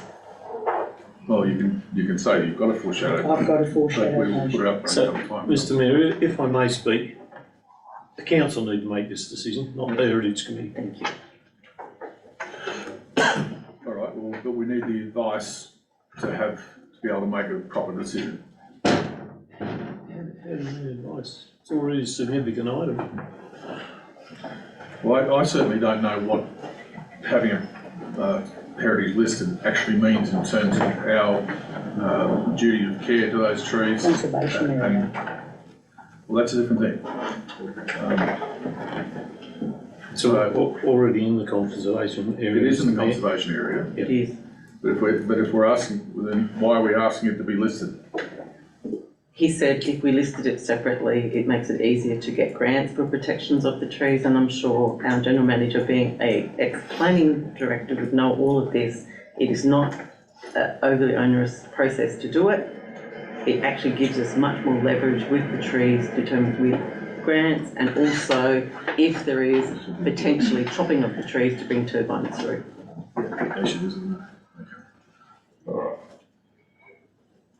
Councillor McKibben. Thank you, Mr Mayor. One of the things I think we need to investigate, and may require the amendment to be widened, is I don't know what implications this has for other bodies such as Transport for New South Wales, etc., and they may oppose this or may do anything, and we need to consult. That's why I think we need a full report on this. That's what I mean about having advice. I don't know what the implications in first order, and second order, and third order might be. Can't put it in tonight. No. So Don't change the motion, leave it. It's not going to get through. I'll worry about it It's all right, next I've got year. a foreshadowed amendment that I'll put up should this. but we need to probably go for, how do we get the external advice from external parties or stakeholders in this? They've already had one. Called a Heritage Advisor. Well, we are sending this to the Heritage Committee for formal advice on the effects of formal listing as a heritage item, as opposed to just being in a conservation zone. That should include all the issues associated with that, what the duties, responsibilities are of council and other bodies, such as Transport for New South Wales, if that occurs. Mr Mayor, may I ask for an amendment on your amendment that you not do it to the Heritage Committee, that you do it to the Heritage Advisor, not the Heritage Committee? This amendment has come from no, Councillor McKibben. I thought you. No, I didn't. Oh, God. So councillor McKibben, would that be advisable that you not mention the Heritage Committee, because the Heritage Committee is just basically where kind of most of us are here. And if you mention the Heritage Advisor, that would be more significant than the committee. Mr Mayor, I'm expecting this report to come back and have notified Transport for New South Wales, you know, this is likely. And what are the implications? Are they going to agree with it or oppose it? Because the last thing is we want to try and get this listed and then it's opposed by Transport for New South Wales and goes nowhere. So I'm assuming that the Heritage Committee, because the Heritage Advisor won't do that, it'll have to be up to the Heritage Committee to get all that advice. That's why they're the committee. Does anyone else want to speak to this? Because this is actually a fairly simple thing. Thank you, Mr Mayor. The Heritage Advisor is part of the committee advisor, isn't it? Absolutely. Yes, So it's not really much So, different. He already advised councillor Tremblay. he already advised me. But There's not much difference. I'm happy for it to go back up to the Heritage Committee. I'm going to put the motion It's 7 o'clock. that put the amendment that the council refer the possible listing of the Avenue of Trees at O'Connell in Schedules 5, Part 1 of the Oberon LEP 2013 to the Heritage Committee for advice. All those in favour? Councillor Hayden and Councillor McCarthy are against, all others for. That means that the amendment becomes the motion. I'll put the motion. All except for Councillor Hayden. Well, why would I vote differently? Okay. All right, councillor and delegates reports. And this is the Central West Joint Organisation Board meeting on the 23rd of November 23. The recommendation is council note and the report on the Central West New South Wales Joint Organisation Board meeting held on the 23rd of November, and note the roundtable discussions with the Premier, State Ministers and their representatives. Note the return on investment from council fees to the Central New South Wales Joint Organisation. Moving and seconded, Councillor McKibben, Councillor Tremblay. Councillor McKibben. Thank you, Mr Mayor. Very informative report. I read it with quite a lot of interest, and it's great that the Premier was there, and the JO meeting was organised so well by the hosts there, and it seemed that the hosts were able to get a good, and the JO were able to get a good roll-up of ministers and advisors. So that was great, and I know there's some very good work in there. And obviously the report on savings to councils is of interest to us. We note that the JO takes a fee, but obviously well worth the fee. Thank you. Councillor Tremblay. Thank you very much. If you just want to give us a short update on anything pertinent that we should know about from that. I mean, the Deputy Mayor did mention that affordable energy, and also just transition to renewable energy report. And takeaway there is a whole range of initiatives being undertaken to mitigate the worst effects of the transition. There is nowhere in there that we talk that the Central West JO has any skin in the game in being a proponent for any renewable energy or storage projects, except for community batteries, which is a very, very small scale. A lot of the stuff is still getting some traction, but I think in future years it will be a pretty decent way of going about business. As I mentioned previously, Penny Sharp was pretty forthright with her opinion of the way things should be.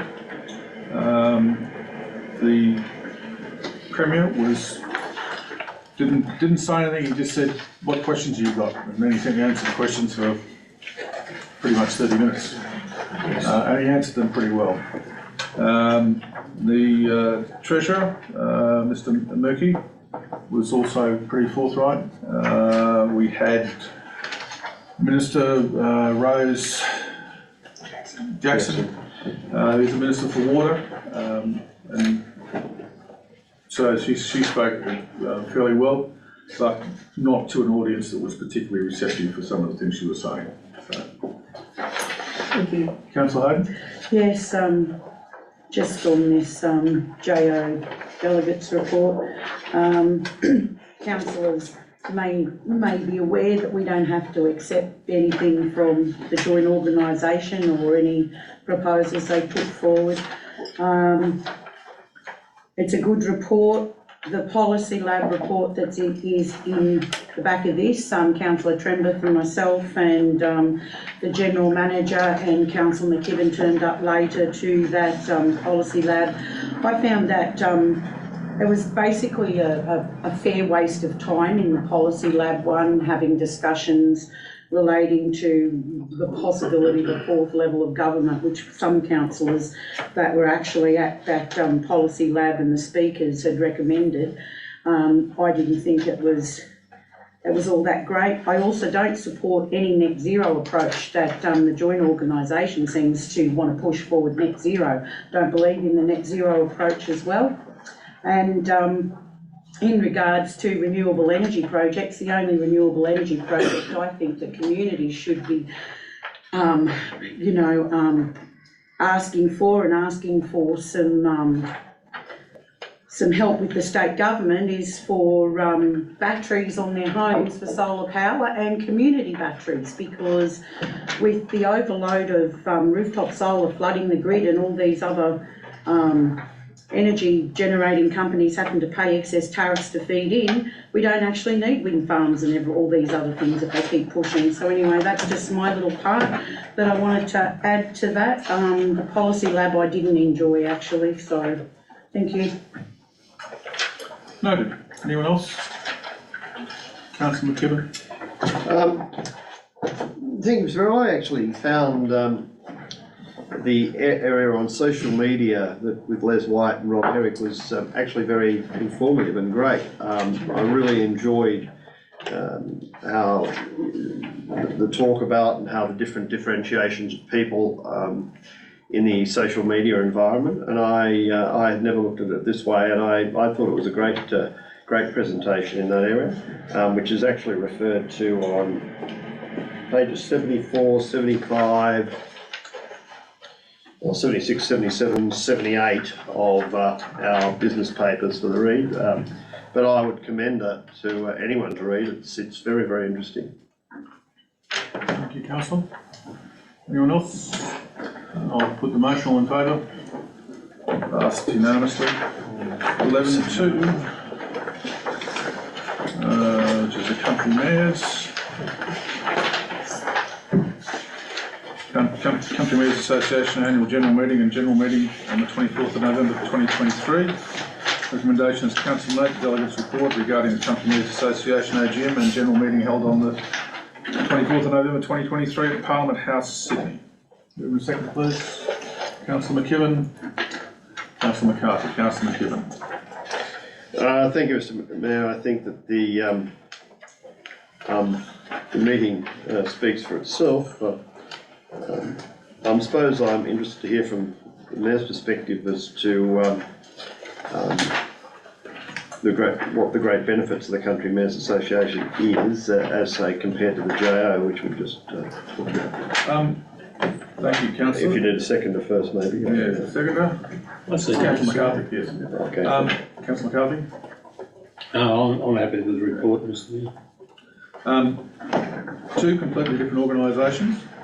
One is, I think the Central West JO is really good at doing policy positions and advocacy, and the strength of the country mayors is sheer weighted numbers.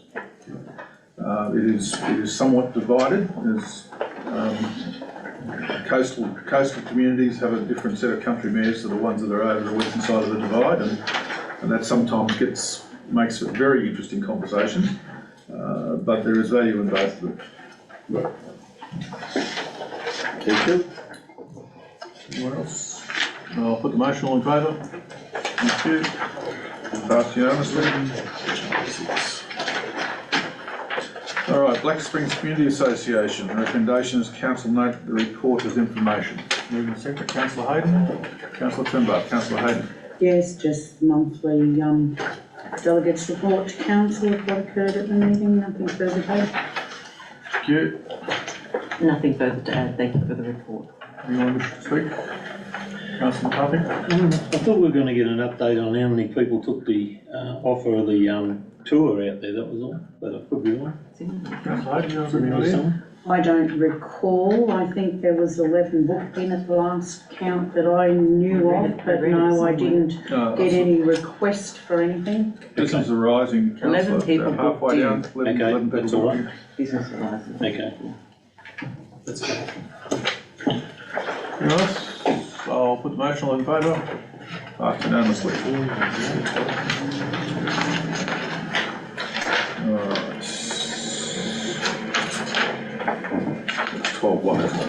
11-4, sorry. Item 11.4, Oberon Arts Council meeting on the 28th of November, and the recommendation is that council receive and note the delegates report to the 28th of November 23 Oberon Arts Council meeting. Councillor Graham? Councillor Hayden? Councillor Graham? Yes, I'm happy with the recommendation that we accept this report. I'll just expand on a couple of points that were discussed at the meeting, and one was the drumming workshops, and those of you at the festival would have heard the results of that. 21 drummers drumming. Yep, it was great. And also the music afternoon was the following afternoon. So I think that was probably the 16th to 17th of December, and that's happened, and that was quite well attended, very pleasant afternoon. Thank you, Councillor. Councillor Hayden? Yes, I'd like to thank Councillor Katie Graham for her delegates report. It's nice to see another delegates report come through to our business papers. And the drumming workshop received a fair bit of attention with some community members wanting to sign up. That would be great. Good. Anyone else? Put the motion, all in favour? Passed unanimously.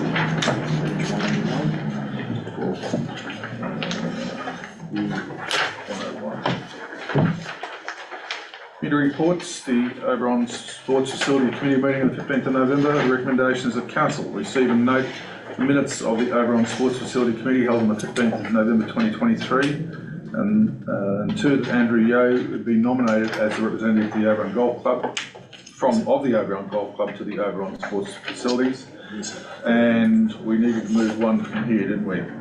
And it'll be number 3, that funding be considered by council from section 711 to provide a water-based paint line marking at an estimate of $3,800, and this is for the half-court basketball adjacent to the recreation ground. Mover and seconder, please. Councillor Trimbath. Councillor Tucker. Councillor Trimbath. Thank you. It's always a good meeting to be part of. There's always a great turnout of the various sporting groups with great feedback on what's happening with our young people in the community.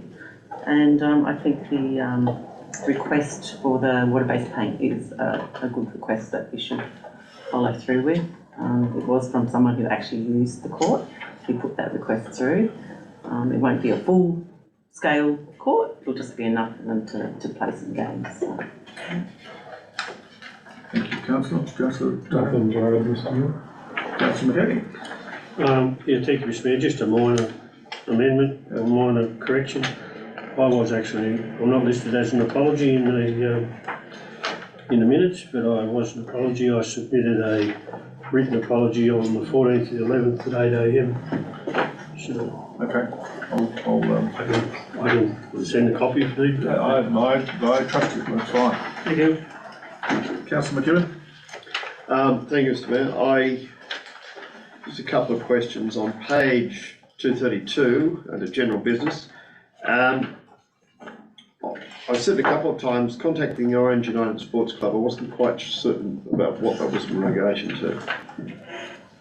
Sorry, 230. It was just a suggestion of understanding how they run a different type of sports facility with all the different sporting bodies coming together under the one umbrella. So that's what that relates to. It was just a a suggestion made that it might be a good conversation to be had, just to understand how they work together. Oh, so this is for the new sports club? Yeah, so that's what it's about. Thank you. And on 232, and I think it's page 104 of 232, sorry.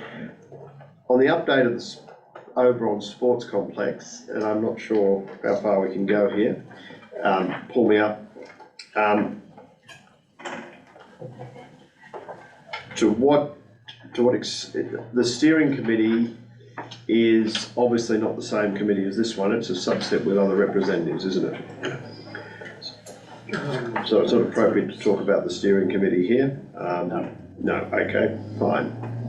I was just wondering to what degree the steering committee got to with the design, but I'll ask that later, thank you. Okay, anyone else? Yes, Councillor McCarthy. page 4, number 4, it's top item, we need an order number. I think it's in hand, but, yeah. Oh, that's the extra pads. Yep. Oh, yeah. Speak to supply today as an order number. So that's been done.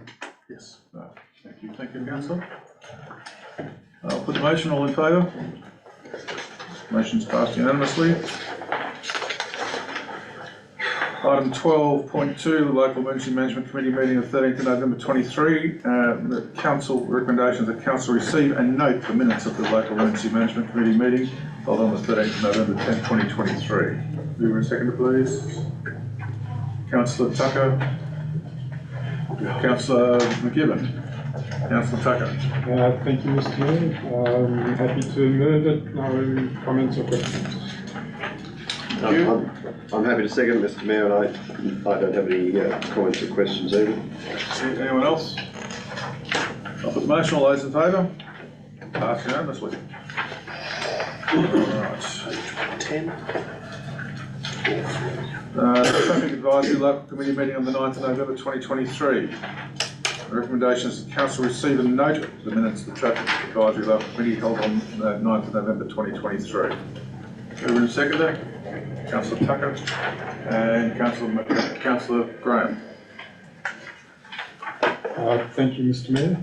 Obviously, as the delegate, happy to move those minutes. The main item is ongoing, is the proposal to improve the intersection of Dart and Bradley Streets, and I note that an application has gone in at the suggestion of the Transport for New South Wales person as a possible funding source to carry out those improvements. So obviously that did get done, and thank you for that. I assume it was David who did that. No, it was a plan through the chair, it was Tony Dwyer. Correct. Oh, okay, well, Through the same process. my appreciation to staff for getting that done on time. Okay. Councillor Graham? I don't have anything else to add. Thank you. I have a Question. Councillor Tremblay. Just relating to Dudley and Dart Street, I did notice that you got a grant to, a grant has been applied for, so that's great. But there was one thing there I noticed says that we still have staff that will be observing morning and afternoon drop-off and pick-up times over three consecutive days. It's in here. Yeah, I noticed. Is that sort of? That was going to be my question, because I don't know where that came from. No, I must admit I was a bit puzzled by that as well. Sorry, through you, Mr. Mayor. But I think that was before the suggestion came up of applying for the grant funding, and that if it was going to progress and in response to Councillor Trembart's comments previously, to try and get evidence together to support. Okay. Anyone else? Councillor McKibben. Look, a minor one on page 113, there's in the second row, there's a misspelling of Lachlan. Apart from that, I just question was there a quorum present? I note there are a lot of apologies, 6 apologies, 5 present.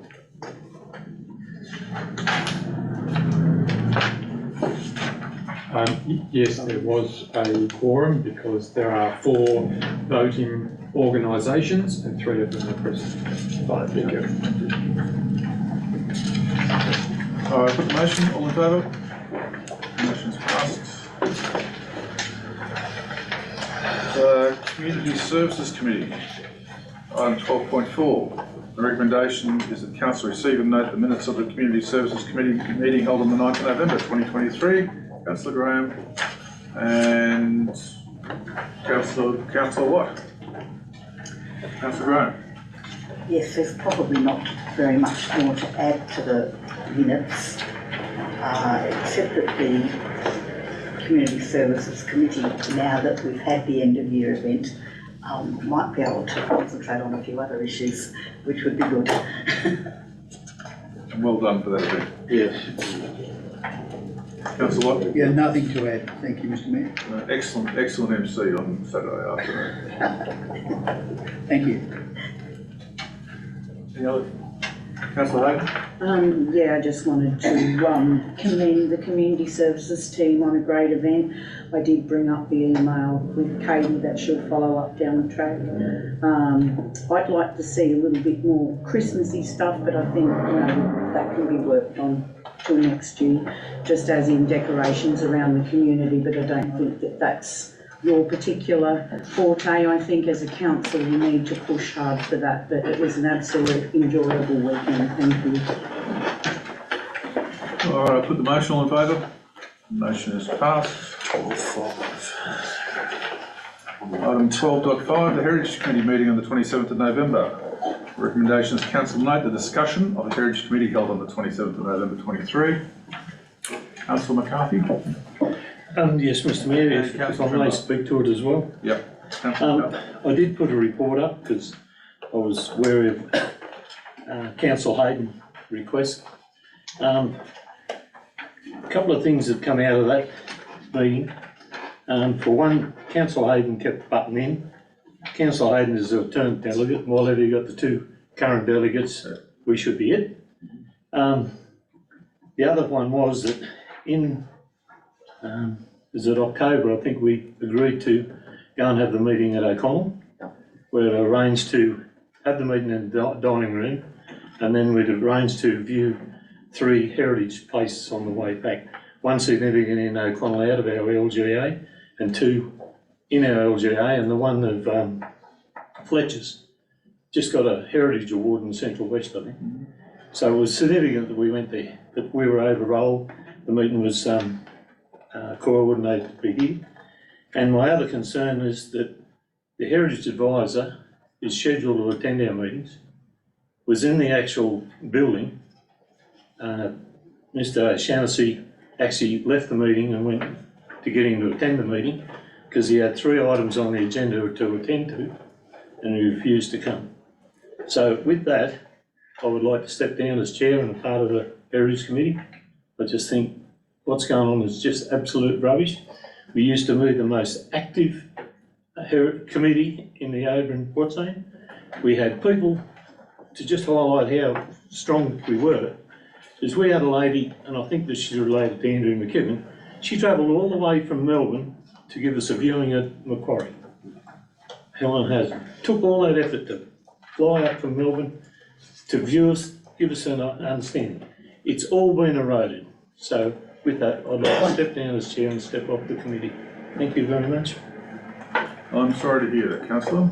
I'm sorry too, but I just can't, if you can't control it or someone won't just shut up as the alternative, it just gives you a bad thing. And then when someone else tries to put something forward, the member that's not supposed to speak jumps down one of the participants in the meeting's throat. That's not the way it used to be. Thank you. Thank you, councillor. Councillor Trimble? Yes, I was at the meeting. It wasn't a very good meeting at all. There was lots of discussions that probably shouldn't have been had there. I don't think that the Heritage Advisor was ignoring us, just I think that he was actually on another call for another council, so I think it was just an oversight, Councillor McCarthy, but yeah, in general it was not one of the best meetings at all, and I'm sorry to see you stepped out. Councillor Hayden? Yes, I probably did speak out of turn because I'm not a voting committee, but there was a bit of a heated meeting.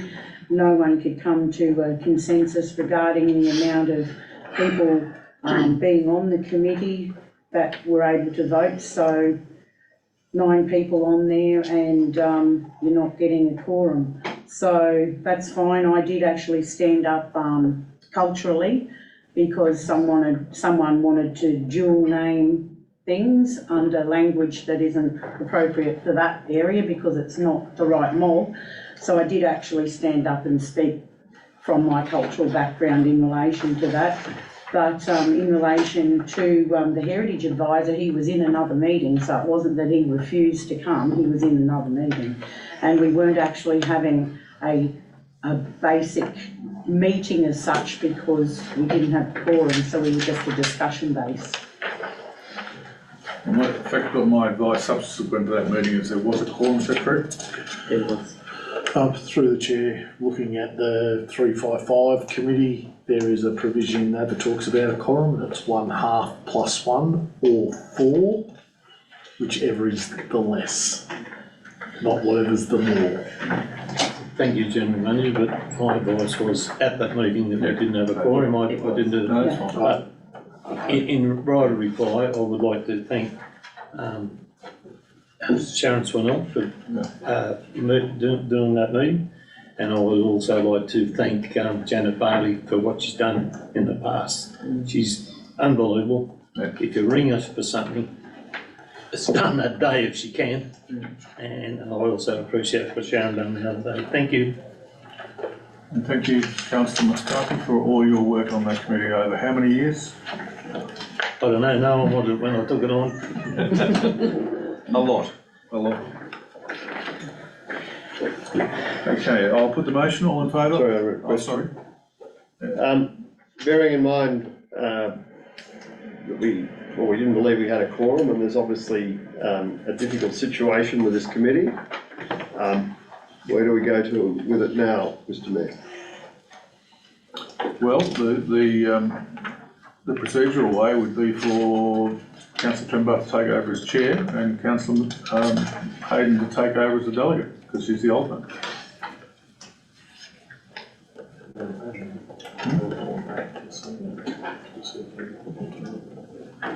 And we will need to I think at the next meeting, put a nomination up for an alternate from the council.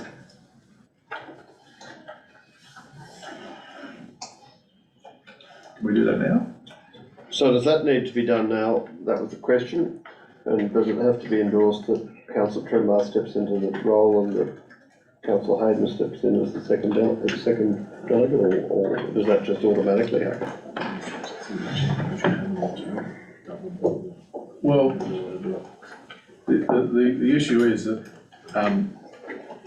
these are normally decided at election times.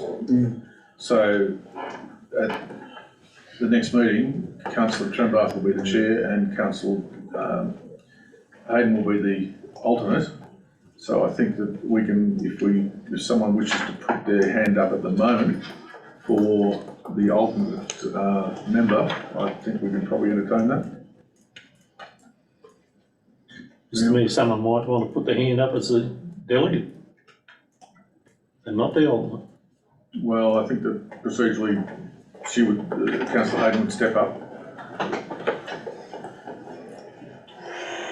If no one wants to volunteer to be the alternate.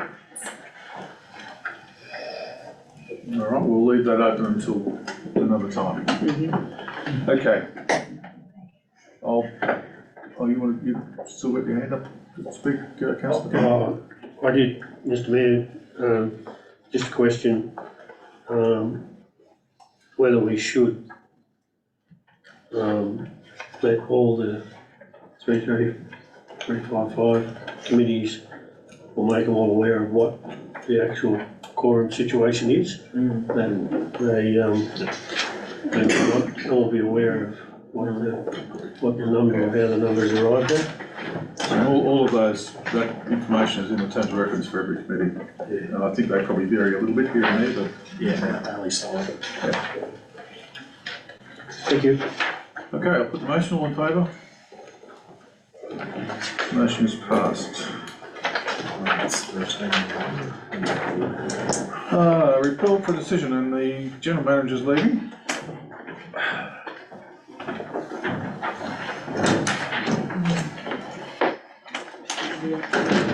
This is a report for decision. This is item 13.1.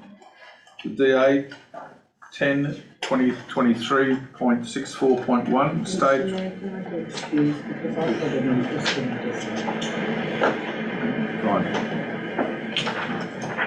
Stage 1A, early earthworks for Oberon Sporting Complex, 31 O'Connell Road, Oberon. And the recommendation is that Council grant development consent for Stage 1A, early earthworks for the Oberon Sporting Complex on Lot 2 in DP 107-3827 and Lot 5 in DP 2364 at 31 O'Connell Road, Oberon. The division be called in accordance with Section 375A and the Local Government Act 1993. Moving and seconded, please. Councillor McCarthy, Councillor McKibben. Councillor McCarthy?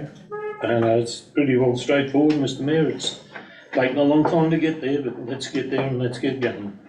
Before our money doesn't have the impact it started out to have. Councillor McKibben? Thank you, Mr. Mayor. I'm more than happy to second this, but I do have a couple of questions.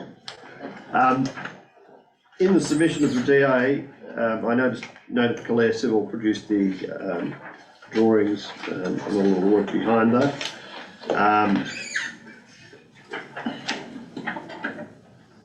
I assume that the company involved, which is going to actively undertake the works, has been intimately involved in the preparation of these plans and in the submission of the DA, as well as our own council officers. Correct? Yes. And has the company that is going to be undertaking these works actually signed off on all, it signed off as well as us on the submission of the DA, so that there can be no subsequent claim that, you know, there's a delta in expectations. Planning Director? Thank you, Mr Mayor. Through the Chair, I'll answer the question regarding the being involved in the assessment of the application in terms of the design. Planning staff have certainly reviewed those. However, I'd refer the design and the other works with our contractor over to our project engineer, who's acting the applicant for council, who's in the chambers there. Thanks, Damien. So, council put forward the DA with documents, a large chunk of which were prepared by the company who's looking to undertake the works. So the company that is looking to undertake the works engaged Calais Civil or council? Yes, they did. Right, that was what I thought would be. I just wanted to clarify that. So obviously, yeah, okay. So they've put them forward, so there can be no mismatch of expectations. Okay. And council's thoroughly reviewed all the works there for stage 1A, which is a subset of stage 1 as outlined in our probity plan, I believe. And we're happy with fully with that section of the works, and that it will fit in and complement future DAs when they're submitted for the further works. Stages, and all the stages. So I'll answer the question in terms of the development of the design and the fit. The assessment is probably the planning director, but in terms of your question about it will fit in with future stages, yes it will. Right.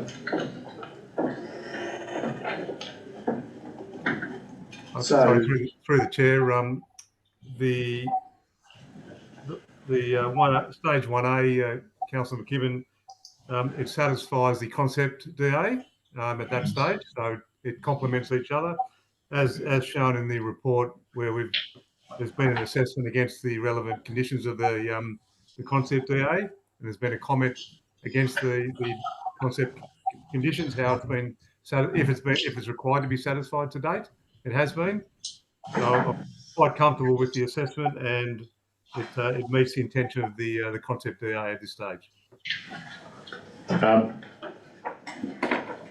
Okay. I just want, if I could, so what was there any areas that were identified where it wasn't in direct alignment with the concept? I thought there was one area. Is that right or not? Do you want to do that one, Damien, or do you want me to? I'm happy for you, Gary, please. Yep. Okay, so there is a difference. The difference is that the construction access is off Albion Street. Yes. The permanent access is off O'Connell Road. And the reason for that is that O'Connell Road is a classified road and would otherwise require a fairly lengthy concurrence agreement with Transport for New South Wales. Yes. So that's the reason why, but that's the difference. And that's the only spot it's different. All right. Okay. This has been looked at very carefully.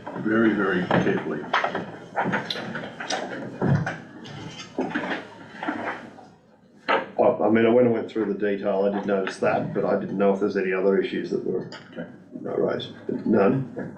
All right, I'm more than happy to second it. Thank you. Anyone else wish to speak? I'll put the motion. All in favour? Passed unanimously. Can you just... $20 million project stay short, $100 things stay here. They were, I think they were the Seen it before. Inverse square law. Inverse square law. Yes. The inverse law. Don't believe that.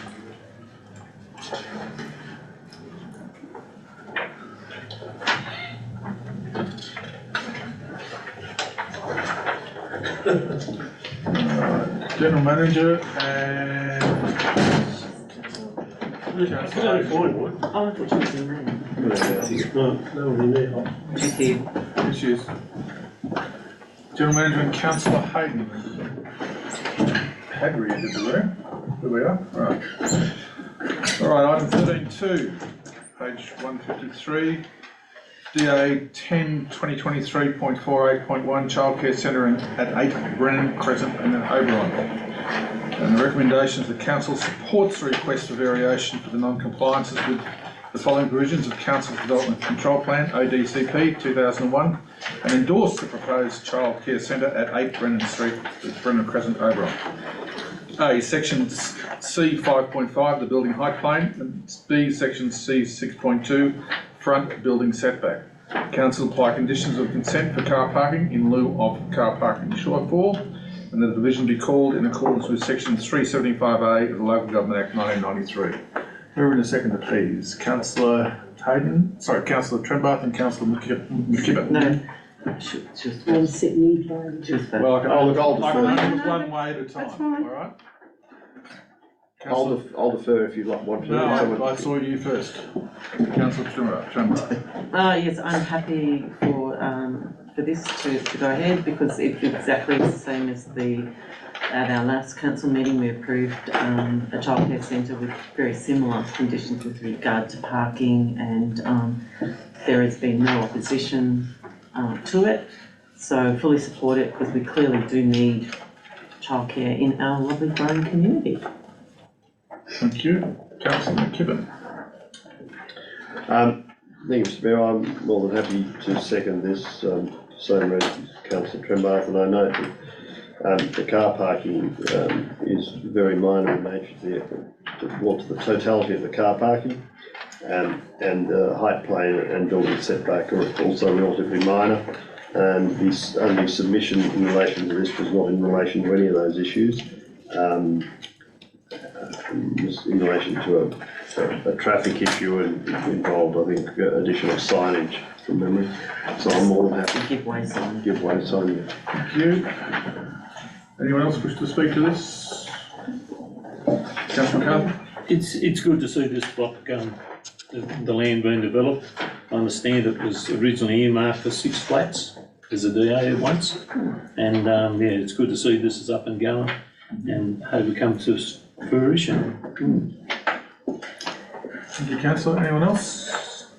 I will put the motion. All those in favour?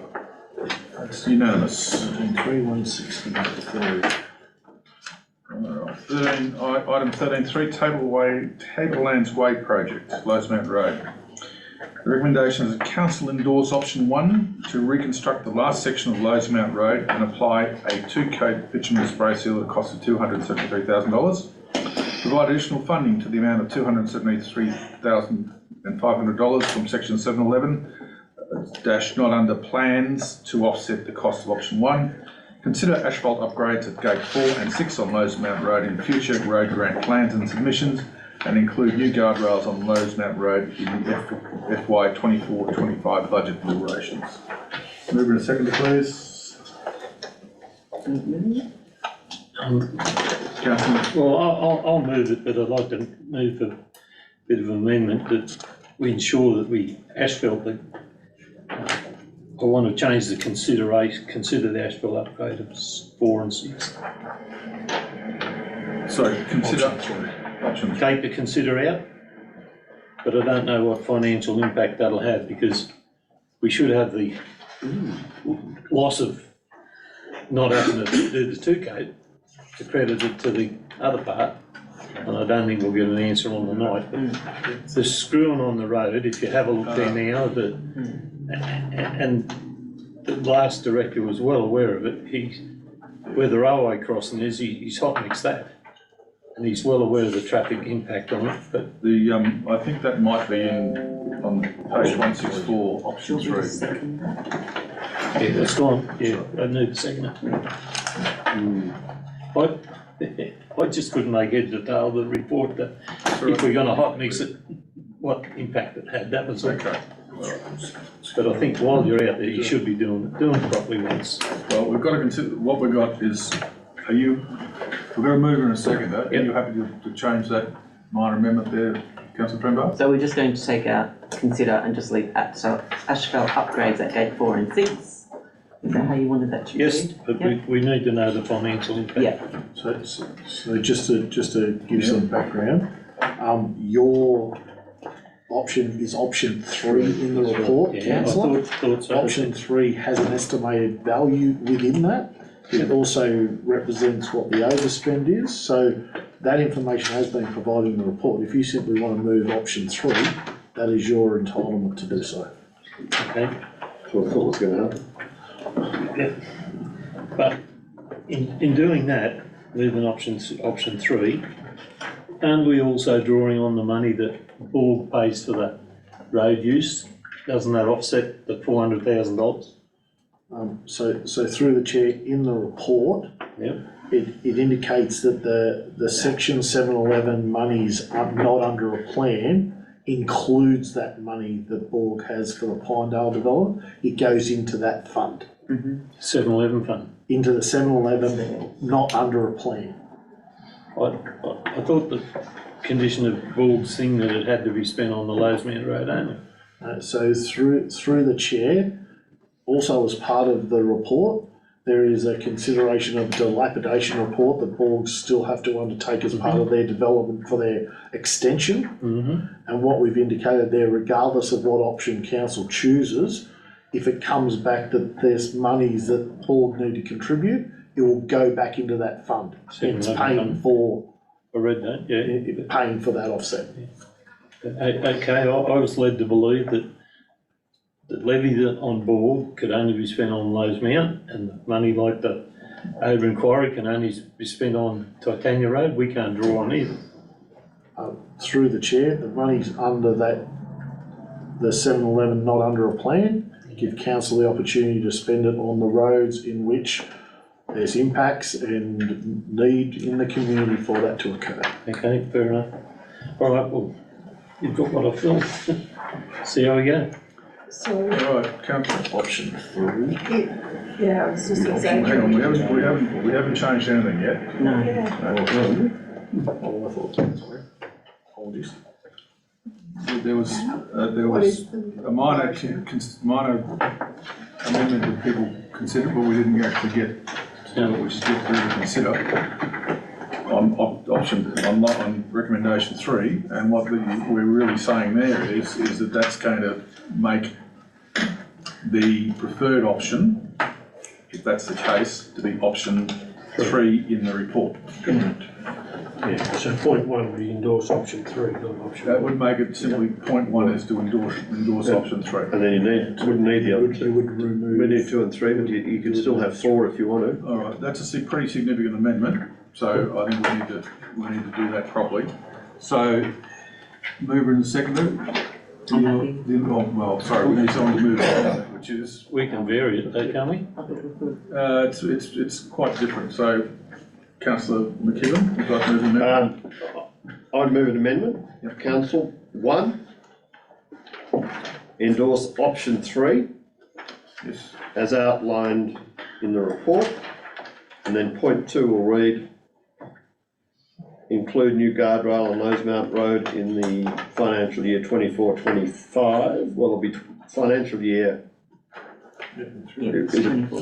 it'll be financial year 25 actually, rather than 24-25 budget, won't it? Because we've already budgeted for financial year 24, so it'll be, end of the year is the 25. You usually take it at the end of the 25 financial year runs from the 1st of July 24 to the 30th of June 25, doesn't it? Through the chair, yes, and we call that financial year 24. All right, I'm happy with that. Can I just make a point? We need to, when we say endorse option 3, yes, as to reconstruct the last section of Rosemount Road and apply 2-coat bitumen spray seal costing, and bitumen gates 2 and 6, the 4 and 6. You have to change the dollar amount as well. And bitumen gates, it's not spray seal, it's bitumen ashfield. well, Ashfield. no, there's 2-coat spray seal for part of it, Oh, it's okay. a kilometre long. Yes, And outside gates 4 and 6, we do the asphalt, and that's at a cost of 400,000, is that correctly? that's right. All right. And we need to therefore put the total cost will be 673,000. No, through the chair, the total cost to do that is 400. Oh, it is 400, including the 273. Option 1 is 270. All right, so that paragraph 1 will now read, endorse option 3 to reconstruct the last section of Rosemount Road and apply 2-coat bitumen spray seal and asphalt gates 4 and 6 at a cost of $400,000. But a total cost of 400. Total cost. So that gets rid of part 3 Yes. And retains 4. and retains 4, which will now renumber as 3. 2, won't it? You still need 2. You still need 2. Oh, yes, but it's the well, hang additional on. amount of 400,000 from 7. Yeah. So what does 2 need to be adjusted through 2? Is that? Provide additional funding amount of 400,000 from 711 not under plans to offset costs of option 3. Yeah. Okay. That Just sounds give me a like- minute, please, Mr Mayor, and Darren, can you hold me for this question? Just give, Yeah. a moment. So, endorse option 3 to reconstruct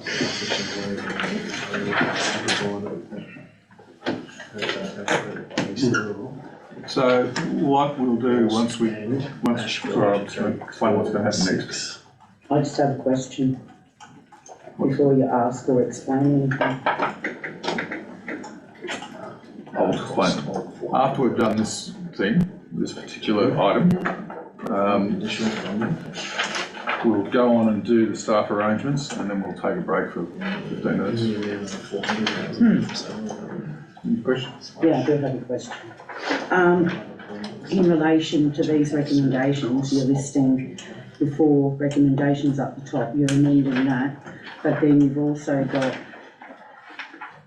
the second point, the sub-points underneath, and then you've got the option 3 that you're mentioning, and then you've got your funding sources underneath, which are 3 funding sources.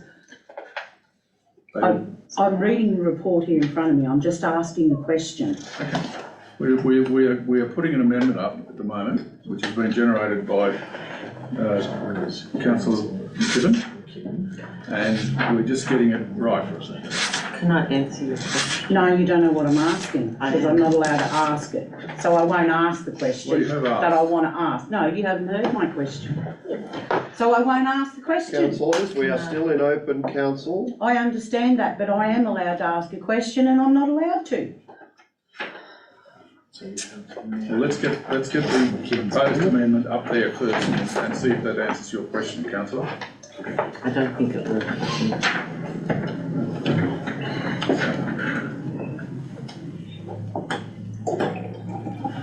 Councillor McKibben, are you happy with that?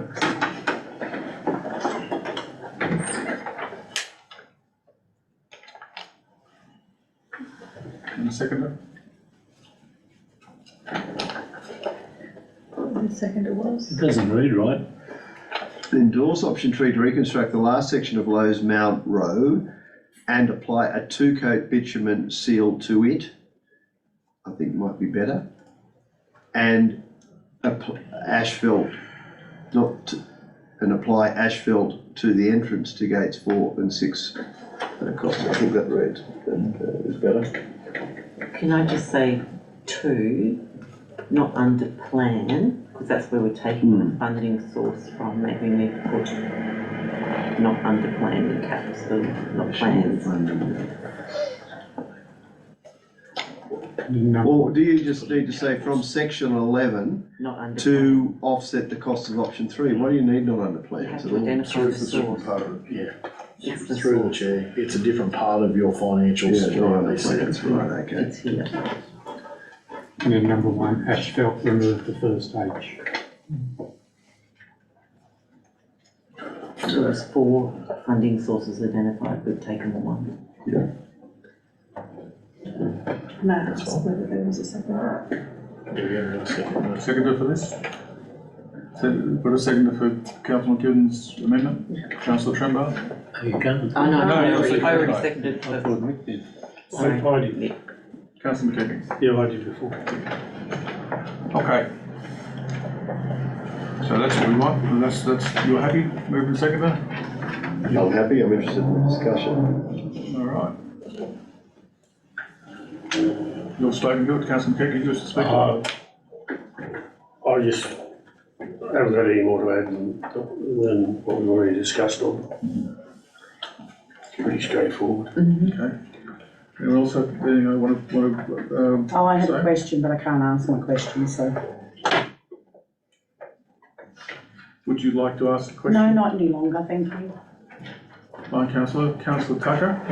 Thank you, Mr Mayor. I was planning to support the recommendation as printed. I'm not entirely comfortable with spending even more money. I totally understand the intent of it and the concerns about heavy trucks turning in and screwing up the gates 4 and gate 6. But we're always short of funds, and there's lots of other stuff we could spend on it too, and I would feel more comfortable if we left the asphalt to be considered at a later date, which is what had been previously recommended. And in fact, I was going to suggest doing the same thing with number 4 with the guardrail, but we consider that at a later date. There's hundreds of places all over the LGA where guardrail would be warranted, and so why do we just jump in and decide to allocate it for that road ahead of so many others? I'm pretty annoyed that we're in this position in the first place. We're a multi-year project with a total allocation of almost $8 million. And I assume that must have included some sort of contingency because it's a multi-year project, and it would have been known that there's going to be price rises over that period. but now we've spent it all and we've overspent and we've still got to do another kilometre of road. And we've got no option but to allocate money because we're obliged to do so under the funding grant. So I'm not happy that we're in that position. And I just have one question about the asphalt. So the cost set out in option 3 is to asphalt the entrances at gate 4 and gate 6. Looking back to the previous resolution, and it asked for the cost for asphalting from the roundabout to north of gate 5. So I couldn't find any figures in the report to do the whole asphalting. I'm not suggesting we're going to be anywhere near having enough money to do it, but I was just curious as to whether that cost was estimated and why it's not in the report. Technical Services Manager? Through the chair, I did look at that. I did get a quote on 40 mil asphalt. Then I went to the Aus Roads Design Guide. 40 mil won't cope with the load, and the Aus Roads Design Guide says 160 mil. So I only got a quote on 40 mil, and the 160 would be way out. So what I did is I designed the pavement for the load, the thickness. So there's a certain factors that are required to determine what the thickness of the pavement should be, and I worked that through the Aus Roads Guide. So the bitumen seal will take the load, but it won't take the turning at the gates. So you can just do the bitumen seal, and that will my calculations will hold that road up. But at the gates, they will break out, I'd say pretty quickly, but at some time they will break up. So you can delay the asphalt turning, but that will break up at some point, and it's up to you to decide when you want to do that. Yeah, and I understood that, and as I say, I do realise that it's likely to be needed at some stage, but I think it would be better to just do the spray seal at this stage and consider that at a later date, and consider guardrail at a later date or in other grant applications. Your explanation of the cost of doing the whole length of road in deep length asphalt, I thought that might be the answer.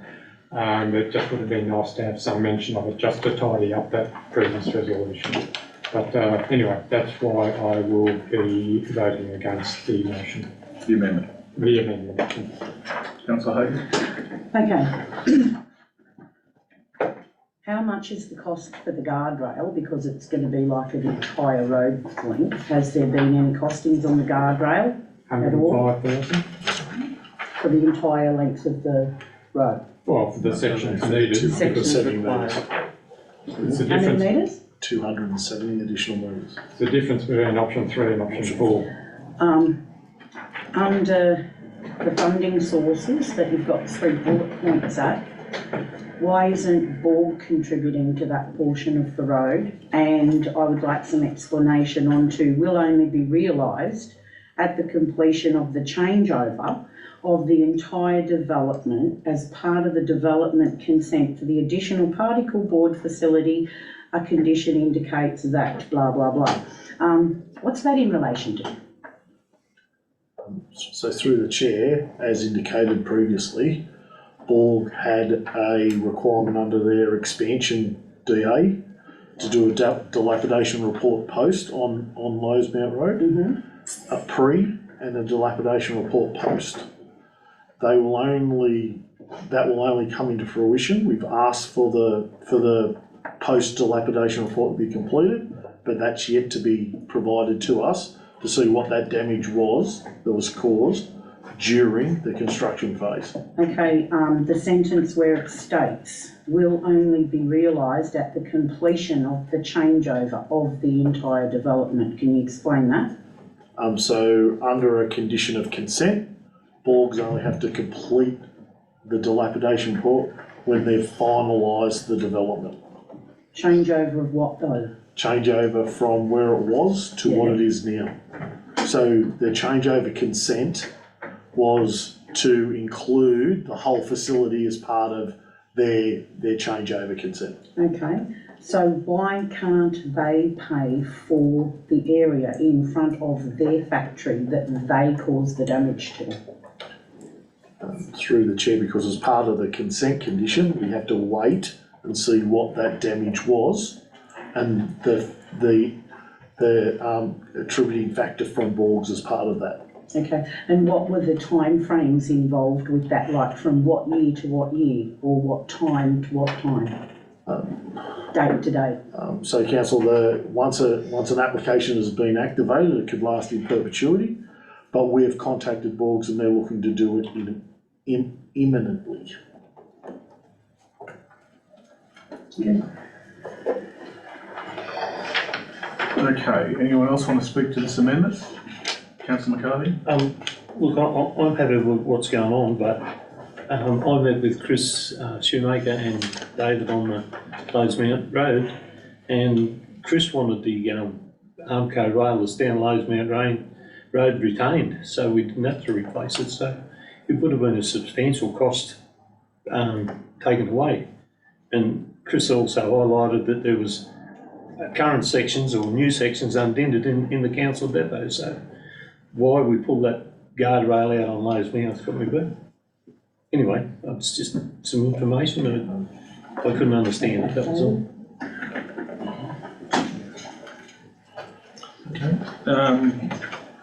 So is there anyone else want to speak to or against the amendment? Right reply there? Well, it's partly right. No, let's go with this. I'll go with Councillor McKibben.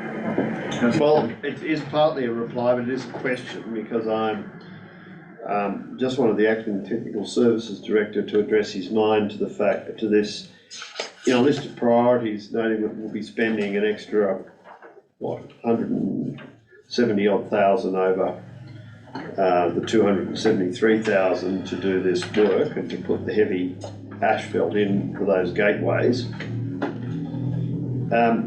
Do you think it's good money to spend it now on the basis of your technical expertise rather than wait to do it in the future?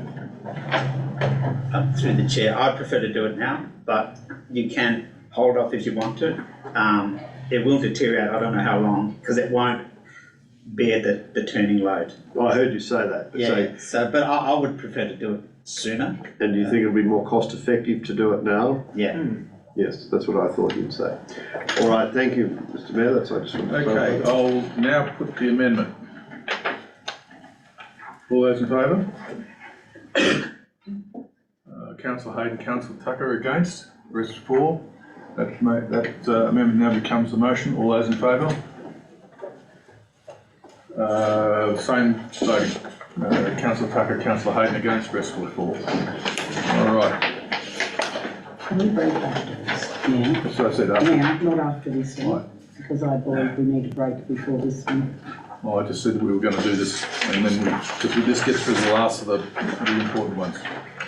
All right, item 13.4, staff arrangements. Recommendations of council endorse the changes to the organisation structure as outlined in the report. Mover and seconder, Councillor Trembath. Councillor White, Councillor Trembath. Thank you. I've read the report and it appears to be exactly the correct process that we should follow. I also followed up for my own information the additional governance responsibilities as well as just the changes in the grading. And there's absolute merit in supporting the grading changes that are required in this report.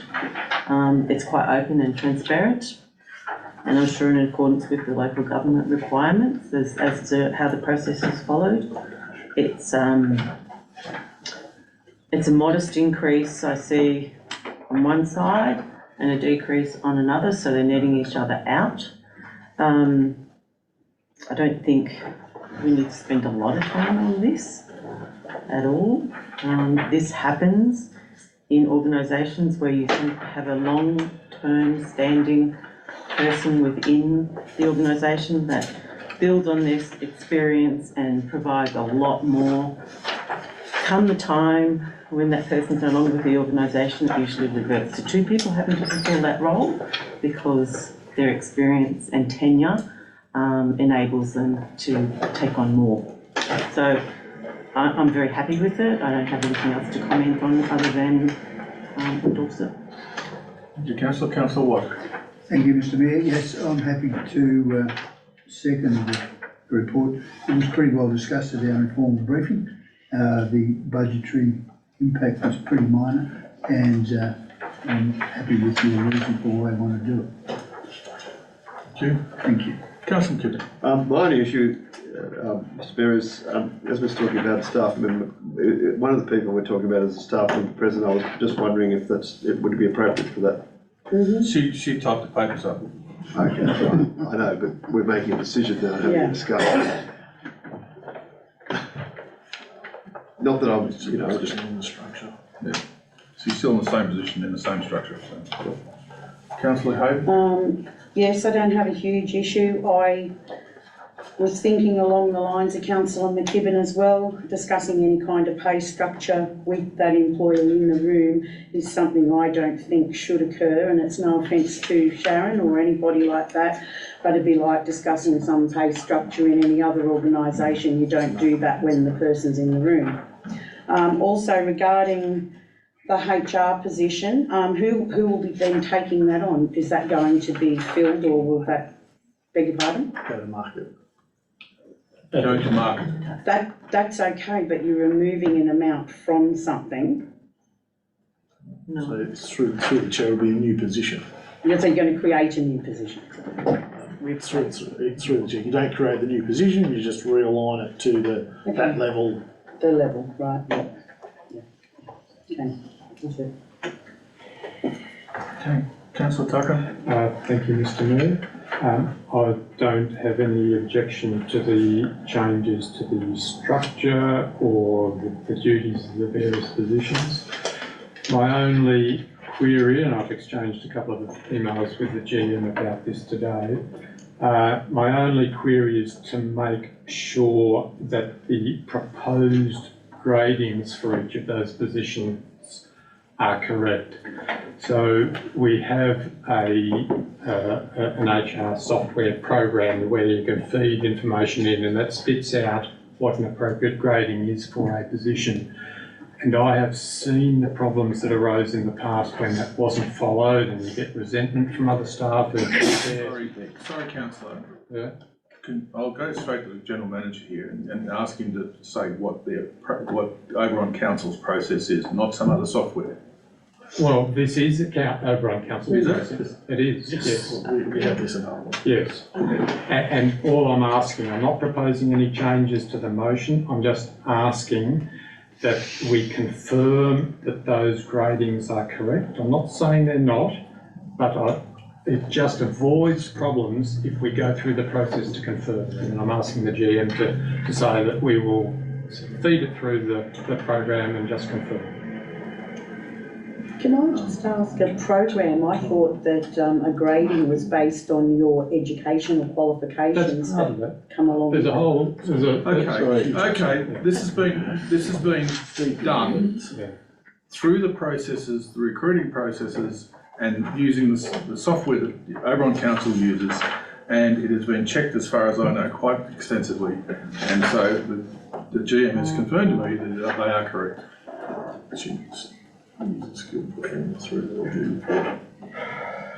Sorry, what you... The way these processes have been put together is utilising the skill descriptors under the award, which is a standard set of skills that we use to determine where it sits within our strategy. I take your point on USOFT. But USOFT is very conjective. It's not just a matter of putting it through a system. There's a process in regards to do that. And the way that these have been addressed is using the skill descriptors in the local government award, which band these positions into the roles in which they are. And that's how it's being used. Okay, anyone else wish to speak? I'll put the motion. All those in favour? Passed unanimously. All right, councillors, let's take a break of, till 8:30. It's just.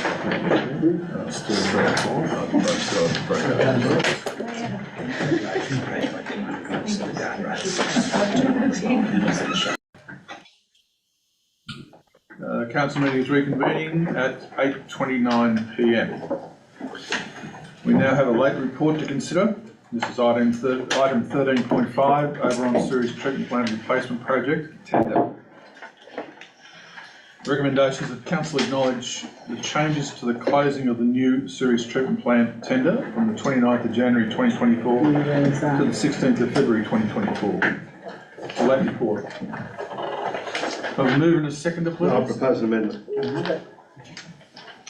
The amendment would be, first item as written. The second point was that the Managing Director of PAW be requested to attend this council to explain the continued delay in the provision of detailed design documents at the next meeting. I'll second that. Okay. Not requested, demanded to attend, because we've paid the money. Okay. You help, Yeah. Sharon get this? So the first will stand as it is, and the second is that the Managing Director / CEO of, what's it, the Public Works Authority,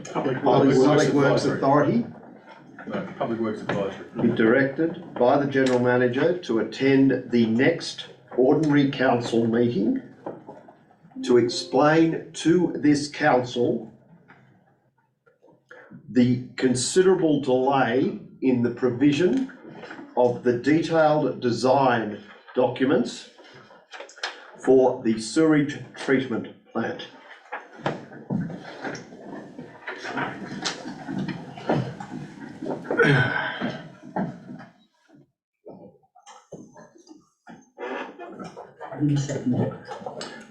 No one's moved anything and no one's seconded I'm anything. not seconding. I put my hand up for different reasons, so I'm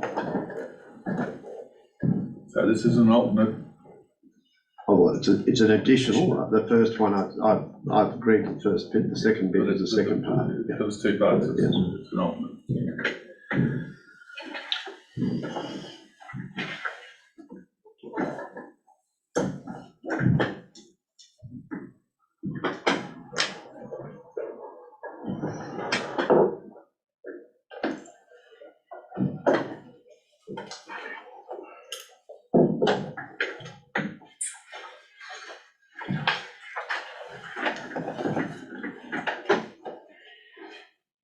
Is that what you want?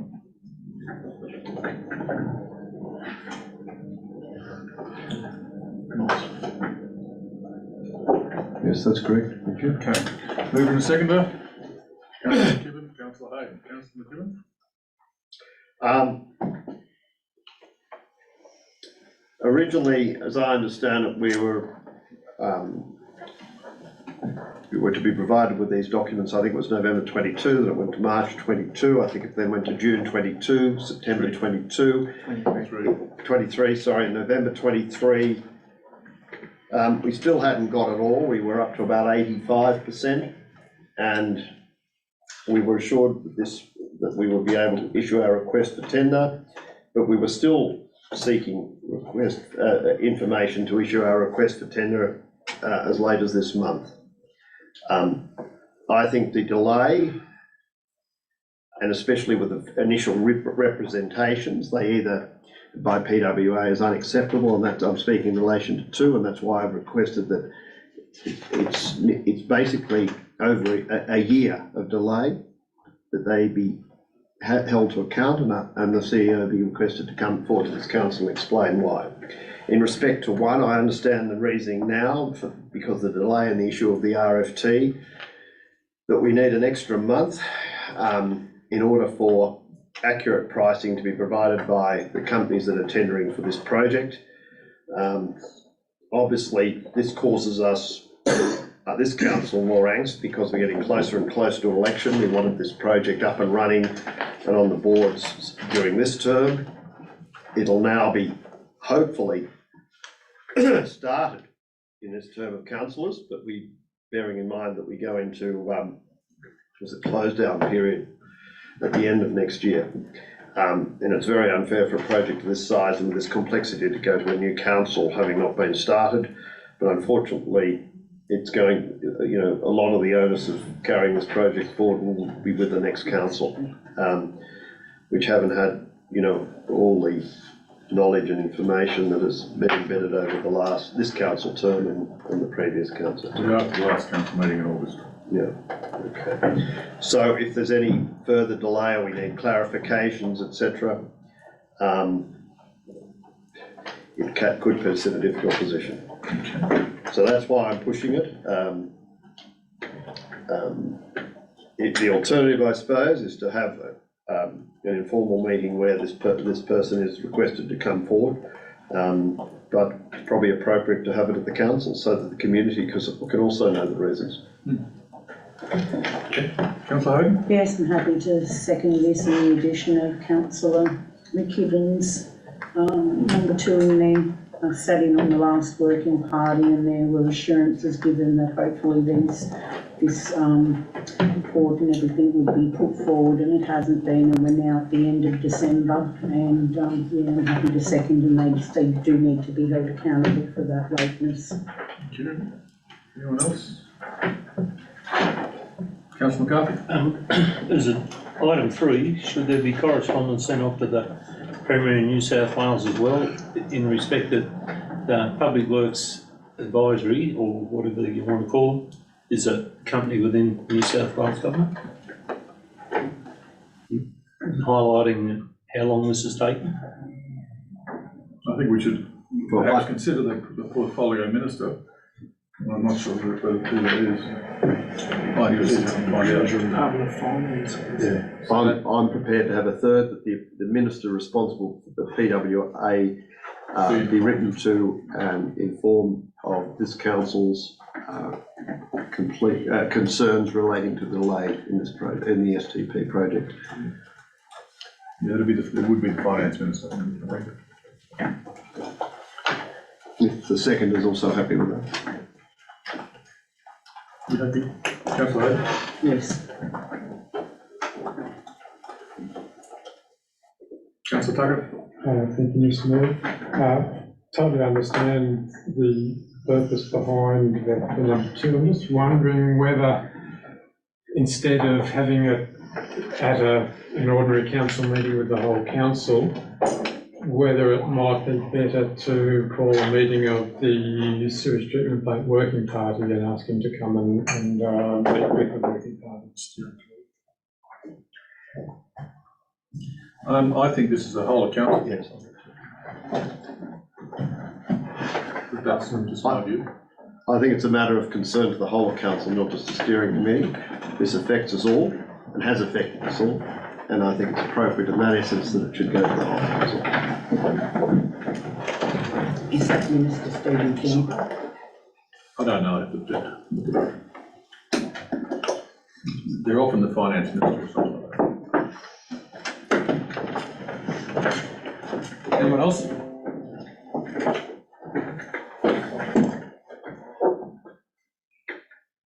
I'll put the motion. All those in favour? Sorry, put the amendment. All those in favour? Unanimous. Now comes the motion. All those in favour? That's passed. Okay. As we retire the reports for information, I'll retire the directors from their Zoom meeting. Are they sick? Hmm? Are they sick? No, but it's not particularly engaging when you're sitting on the end of Zoom, and everyone, once their reports have been covered, there is everyone else we need for the rest of the night is in here. Item 14.1, monthly activity report of General Manager. Recommendations to report item 14.1 is received as information.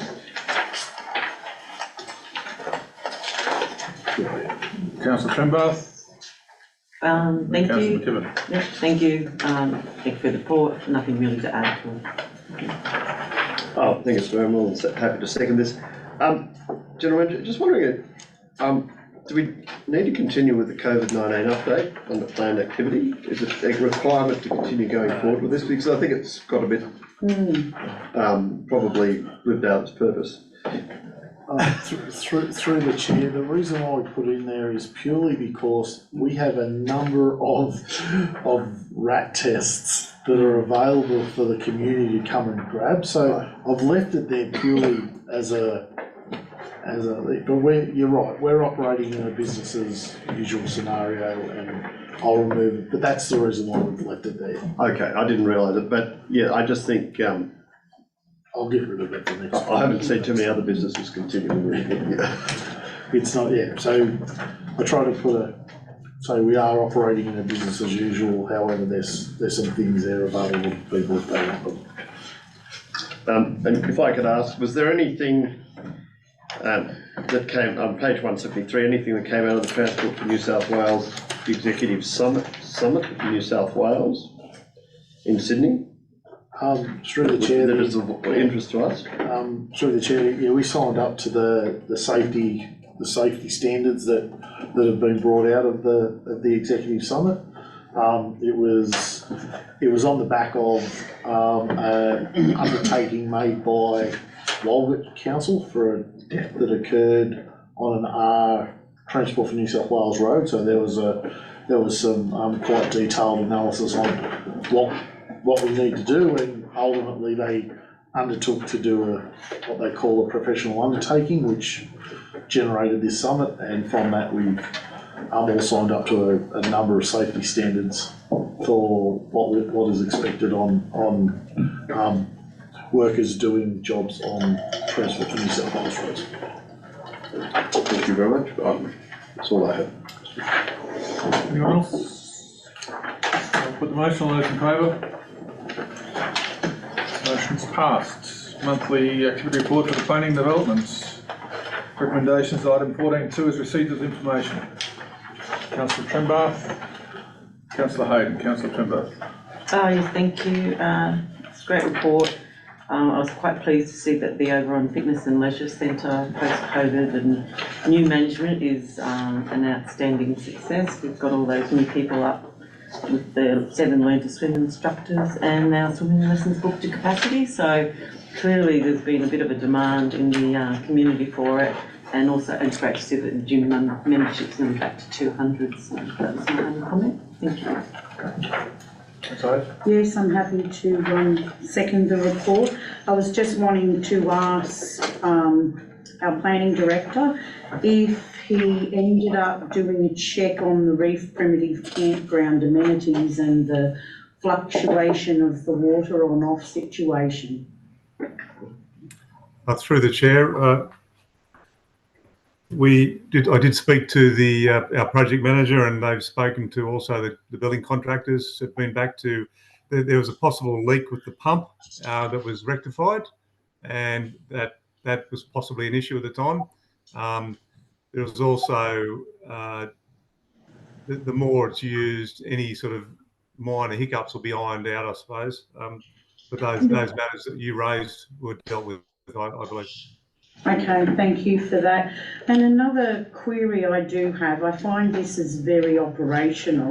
The development applications in progress, having those notices in there, I mean, do we really need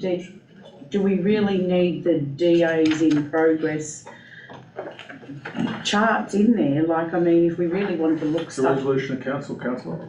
Right. Council made the resolution. Long time ago. And when did that come in force, roughly? What year? Was this council? This council.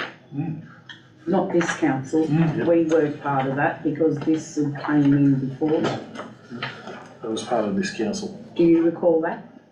I don't. In the first meeting. It was pretty close to it. Yeah. It might have been second or third. No, I don't recall it at all. So anyway, I find that a bit operational anyway. Nothing further.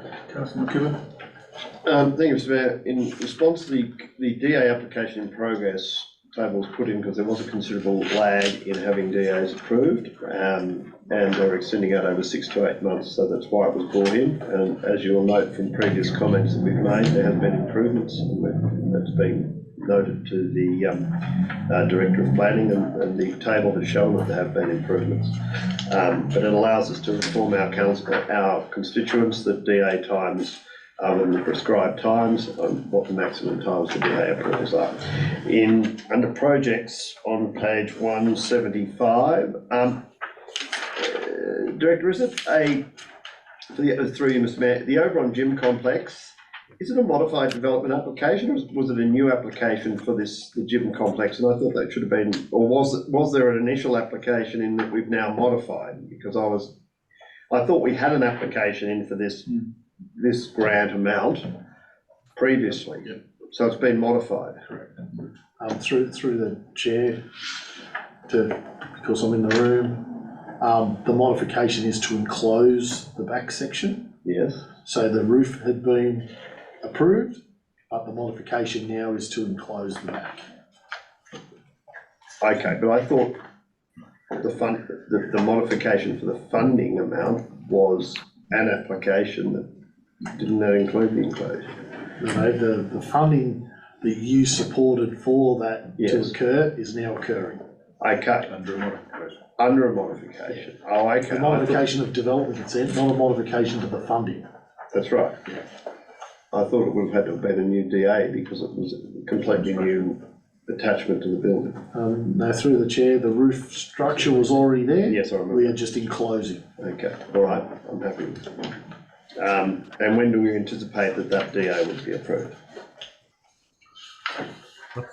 Through the chair, Councillor McKibben, we're waiting for owner's consent from the Crown. Our previous consent, even though this is a modification, the advice was our previous consent had lapsed for the owner's consent.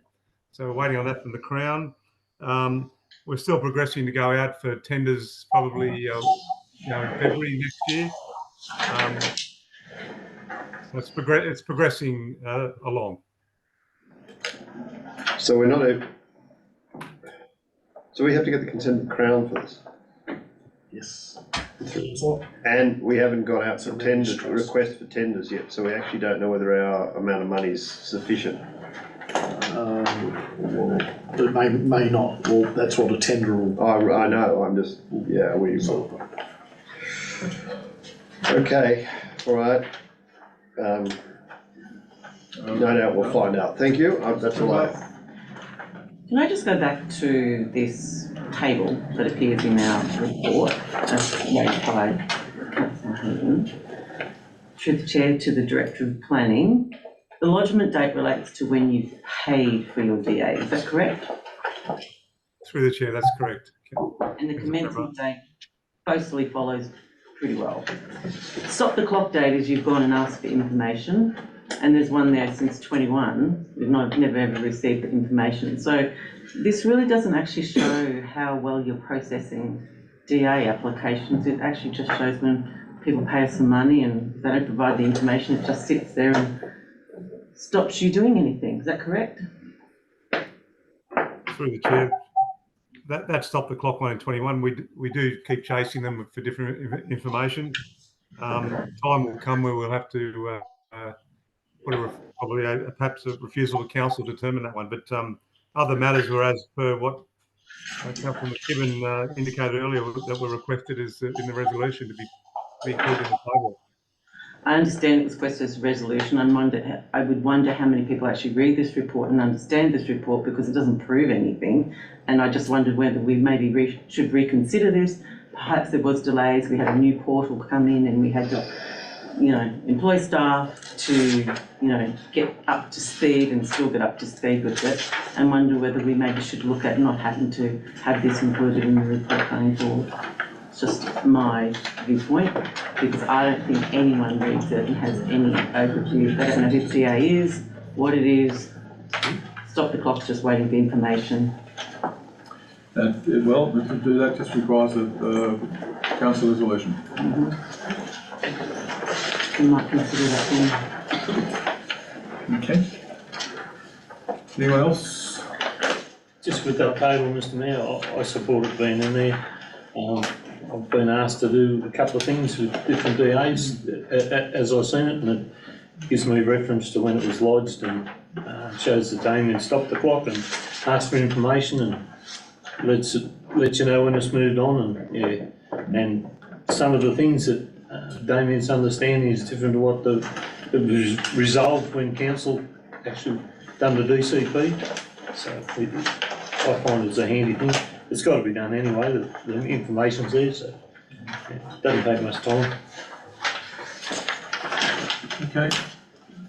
Anyone else? I'll put the motion. All those in favour? Motion's passed. Damien, I think you can turn your light out. Good night, everyone. Alright. No. Monthly activity report for the Technical Services Department. Recommendations, item 14.3 is received as information. Move to secretary. Councillor Hayden, Councillor McKeon, Councillor Hayden. Yes, I'm happy to move the report. It isn't as in-depth as we like, but that is to be expected. This is the monthly activity report for December. I did want to note it doesn't include anything. I can't find it regarding the work on Abercrombie Road, and the issue that was there last week, also issues today as well.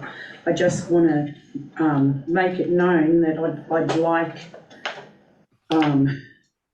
those contractors that go out onto these roads to be a little bit more careful with what they're doing, because they almost caused a fatality last week with the amount of rock that they're leaving on the sides of the roads and the lack of signage that has been left there. And then again this afternoon, which wasn't a contractor but was still an amount of stone on the road and lack of signage. I understand it's close to Christmas, but it only takes one little lapse of failure of advising the traffic or placing a safety or security sign somewhere that can cause a potential fatality. So I really want people to be aware of that. It only takes one wrong thing to occur for something to go seriously wrong. Thank you. Anyone else? Councillor McKibben. Oh, thank you, Mr Mayor. Just on page 184, there's heavy patching on some of those roads, but I also note that some of the roads were up for reseal, so I take it we're not heavy patching where we're resealing them. And they're two different areas, because I noticed they're in both areas. Okay, thank you. Councillor McCarthy, you got your hand up? Yeah, this might be wrong for the way council see it, but our contractors, Fullerton Hogan, worked a weekend out there on the O'Connell Road and done a terrific job.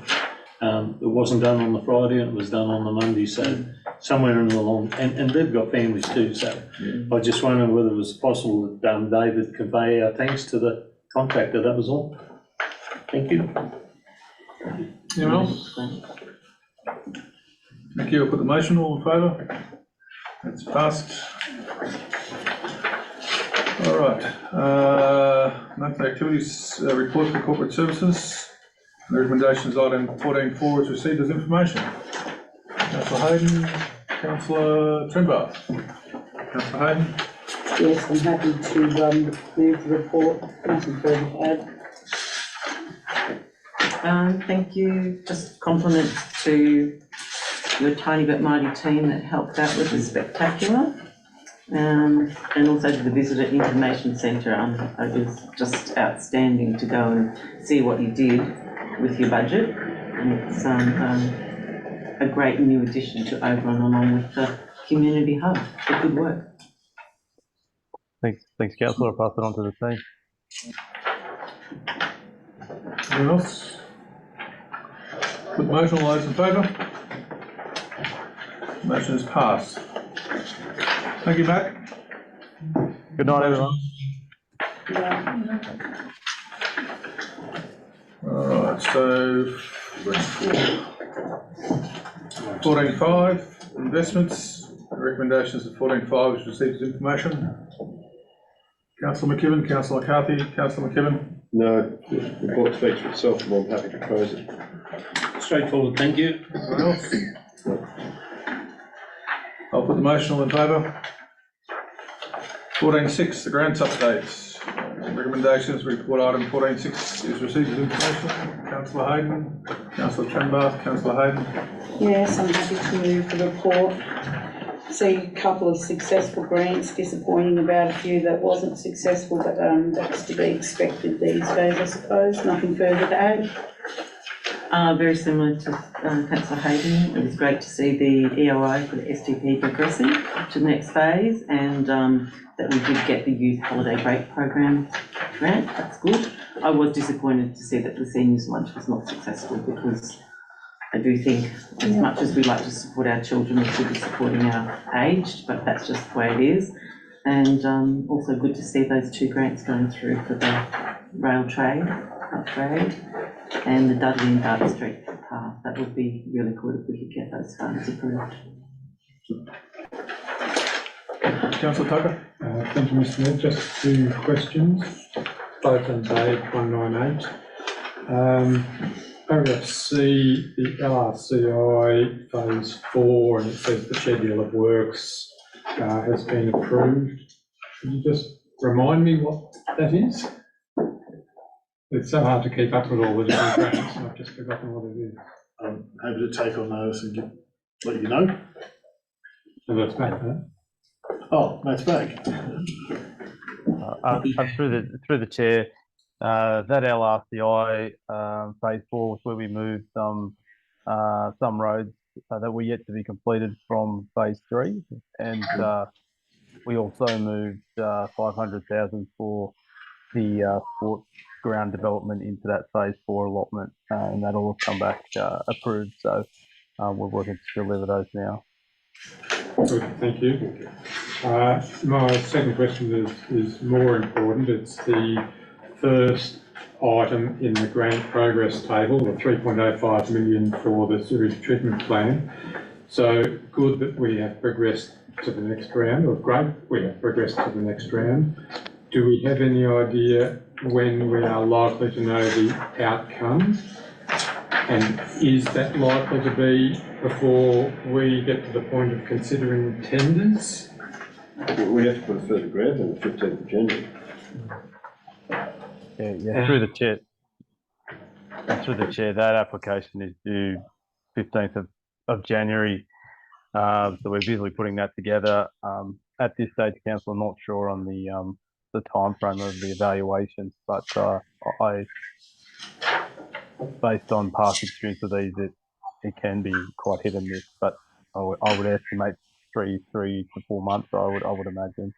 Well, the purpose of asking the question is I'm just wondering whether if we were to get the tenders in and award a contract before that grant is determined, could that potentially reduce our chances of getting the grant? Through the chair, what we've seen with the grant application, we have already pulled that apart. We are using some updated costings and sharpening the business case. So from what we've seen at this point, we don't believe that would impact the progression of the grant, the tender outline or the tender outcome date. We believe we have enough sufficient information to put a compelling case forward. Oh, I can probably add a little bit to that. The grant originally was for works that could commence from the 2nd of February next year. And of course, the grant have taken longer to get to that point. So, not 100% sure what they're going to do in regard to that, Matt, because there'll be a lot of people who structured their grants around kicking off in February.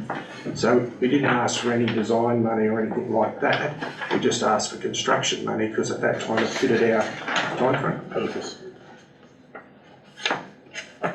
Well, I was just worried that if the contract has been awarded, they might say, well, obviously they don't need this grant, we'll give it to someone else. We'd have to notify them if we did get that. If we did award the contract. Yeah. Yeah. And there is a risk they'll say, well, you're underway anyway. Yeah. So And that's something we'll have to assess At the time of assessing the tenders and awarding the contract, yeah. Okay. That's all, thank you. Anyone else? Councillor Trimble? I was going to ask Gary a question, I think. So, based on that, our delays have helped us. In a backward way, yes. Yes.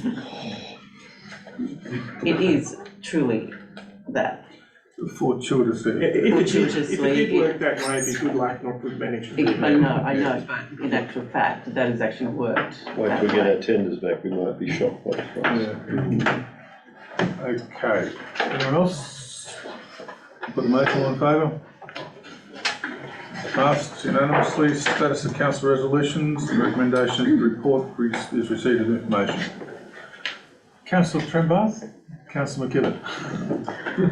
Yes, I'd like to move it, and I would also like to note that it does say if you require any update on a specific item, they should contact the GM or the relevant director or submit a council request form. Thank you. Councillor McKibben? If I could, page 201, I just a question of clarification. Glenhuia Avenue, Oberon, that is just gone into abeyance at the moment until we hear from both federal and state governments. Is that the case, or are Through the chair, that's what we're looking to try and have it funded, yes. Yeah. I note on the first item that that's still in progress and we're still resourcing it. So, page 203, land development, the DA was finalised and it's uploaded, it has been uploaded to the portal this month. Yep. And we're waiting for tenders to come back, is that right? No, so it's uploaded to the portal to get development consent. Get development consent, so that's the residential land. The industrial land is on the portal as we speak, seeking quotes for interested parties. Right. Because it already has development. Yeah, okay, so that's there. All right, so that's, it has been in the portal, okay, so it's slightly different to what's written there, okay.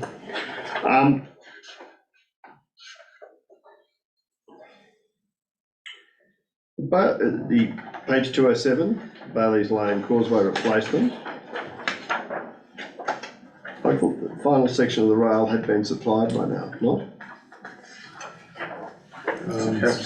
Through the chair, it's the back end, yeah, that's the bullnose caps. That's okay, so we'll get the final report at that. Yep. At the meeting in February, I take it. Oh, let's hope. We hope. Okay. The reef amenities, I know Damien's no longer on, but he did say at the last meeting that we get the closeout report December. I'm now assuming, even though it's 95%, we're going out to February, are we? Through the chair, it is very close. It was nearly close to being closed out this month, but other things have just popped into the director's lap that was a little bit more important than the closeout report. So yes, it'll come in the very near future. And then the local roads and community infrastructure program, we've had an update from Matt because I thought the LRC 1.4, a lot of it was going to be used for the sports complex. So, yeah. Okay, just the bottom of page 211. I was a bit confused because there's somewhere it says that the North Street filling station, well, it says here it's been installed pending final commissioning. So that one has been installed, the other two haven't, is that correct? Right? Yep, so North Street will be operational on Thursday. Right. A big green thing. Right, and the other two will be done in the new year. In the new year, because someone asked me the other day. But however, you can still use the other two. Okay. Just on the next page, 231017 relates to the STP. You've got status matter closed. I didn't think it could be closed because part two is still open. Noted. Yeah, so it can't be closed out because one's Look, the One's reason why it done. would have been closed out is because it's up for tender. When the tender's been released, the next step is at the next available meeting, you put it up. Yes, but it says at the conclusion of the tender period, all information be assessed by the panel report will be put to the next available ordinary meeting of council. If we didn't do that as part of a report for tender, I would surely think that you would move it and then berate me accordingly, councillor. I think that was it. You tease. Is that like a butt? It's not funny. No, it's not A lot of us say that still.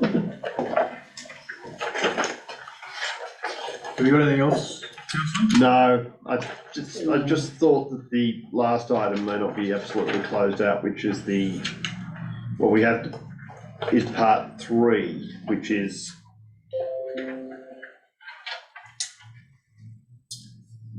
delegate as outlined in the report, but maybe. Through that, you did that as part of. We did that. We're going to move on. Councillor Tucker. Thank you, Mr. Mayor. Just one, page 206, the last item, which is the curbside garbage collection tender. So that's going back to May when we approved the nominating of open tenders. And that the action taken, it says in September that it was being held over until after the waste workshop, which was then held in October. Yep. So I'm wondering what's happening with calling those tenders and when does our existing contract finish?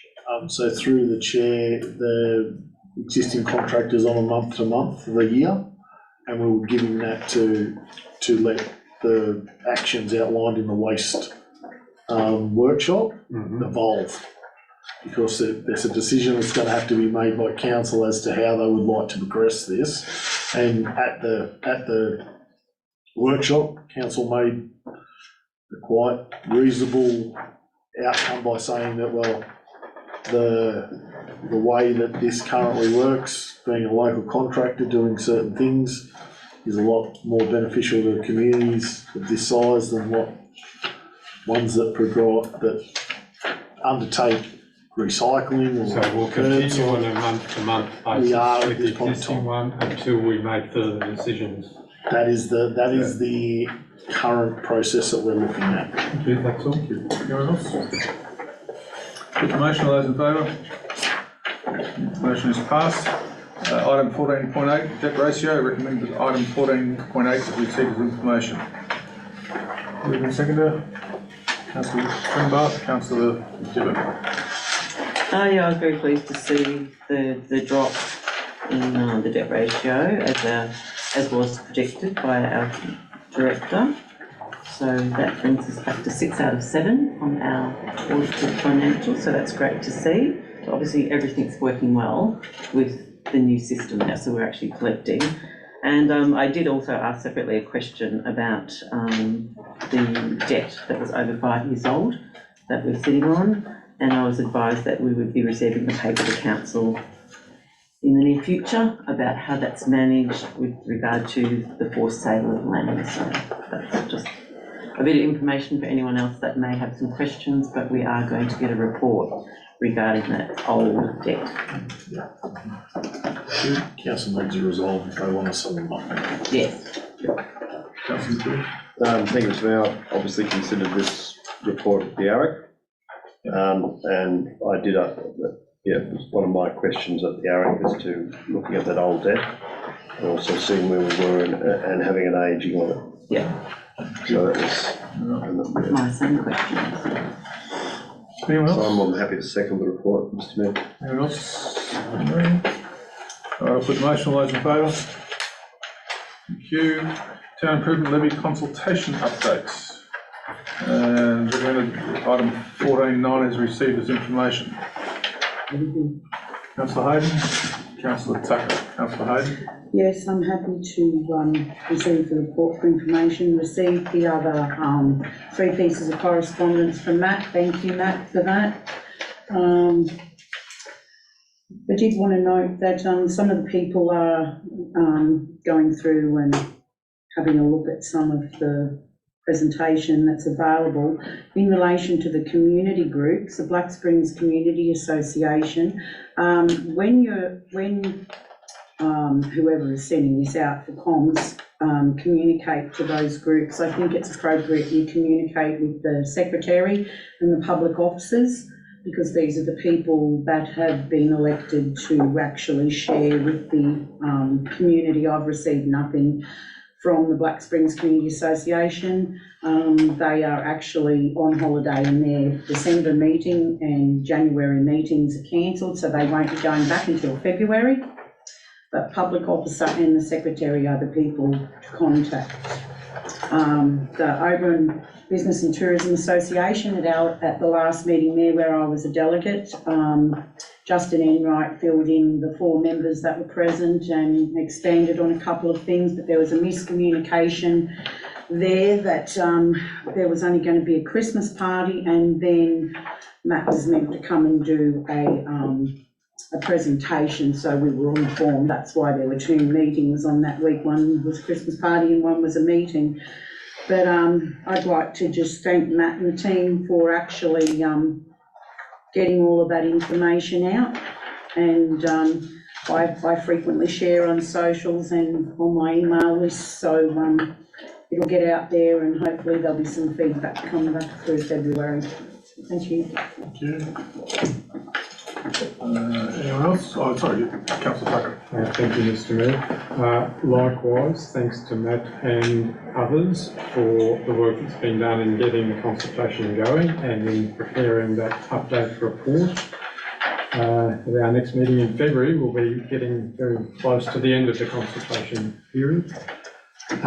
And also very pleased to hear your feedback, Mr Mayor, that there's been various comments and no one has apparently been particularly outraged by any of the options, and hopefully we can continue through the consultation period smoothly and hopefully make a decision as part of the NR process. Yeah. Anyone else? Just through the chair to the director, the same as Black Springs, the O'Connell Community Group won't meet again until February, and it might be timely to time, the presentation to them on that very same date, because it's very late to get feedback. If anyone asks me about it, I try to give them some information and walk them through the options, but must admit, I don't think many people are taking much notice. But what you're putting out is great, and it's really easy to understand. But yeah, if you can time, and probably Black Springs is similar. I don't know when they have their next meeting in February, but at those meetings is probably the best. Yep. All right, I'll put the motion. All those in favour? Okay. Item 14.10, Regions Rising. Recommendations that item 14.10 is received as information. Councillor Hayden, Councillor Trimber, Councillor Hayden. Yes, this is a report that I sent through to council from attending the Regions Rising event in Orange. It was actually quite an interesting day. I did note that Councillor McKibben wanted to know a little bit more about that event.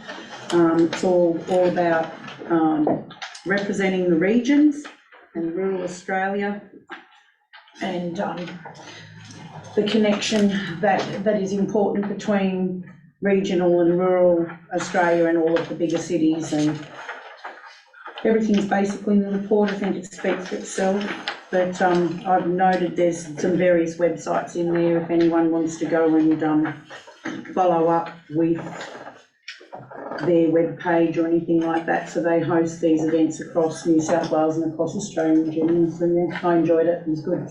Thank you. Councillor Trimber. Yeah, I read the report. Thank you. It was very interesting. There was some very interesting bits of information, especially about the skills and developing jobs in the region. Thank you. Thank you for attending, and thank you for the report. And anyone else? I'll put the motion. All those in favour? Motion is passed.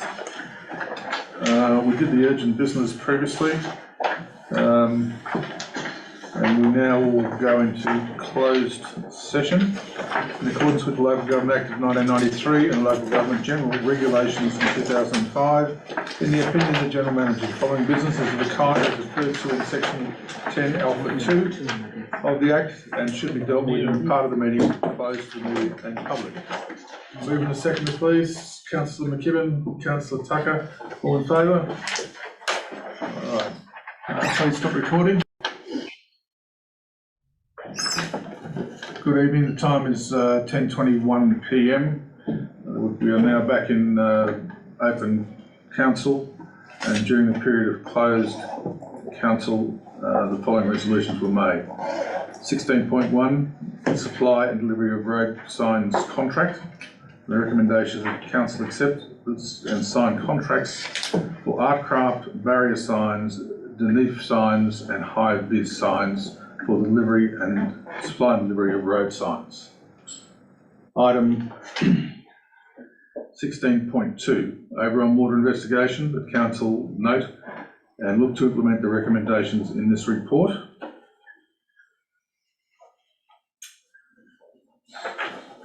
Item 16.3, the Oberon Sports Complex confirmed offer and detailed design and construction contract.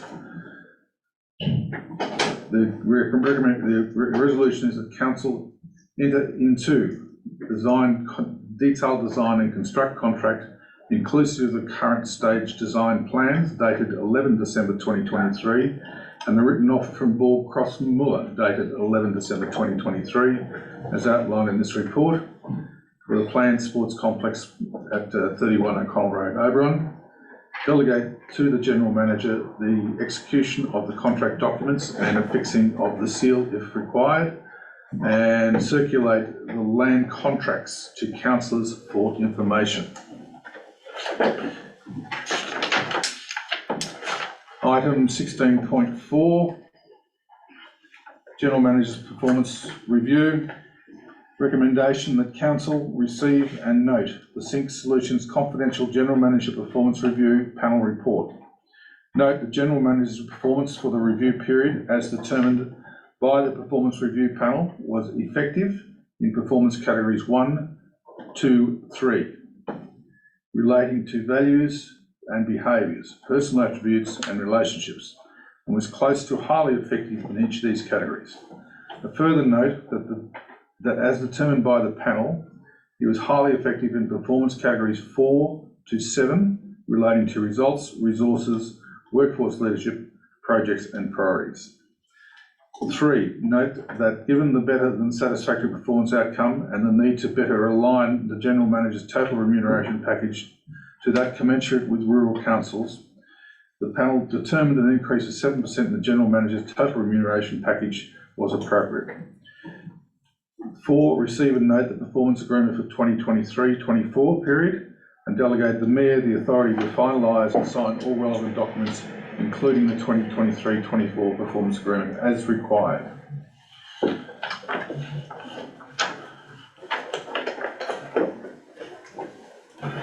It is now 10:34 and I will close this meeting.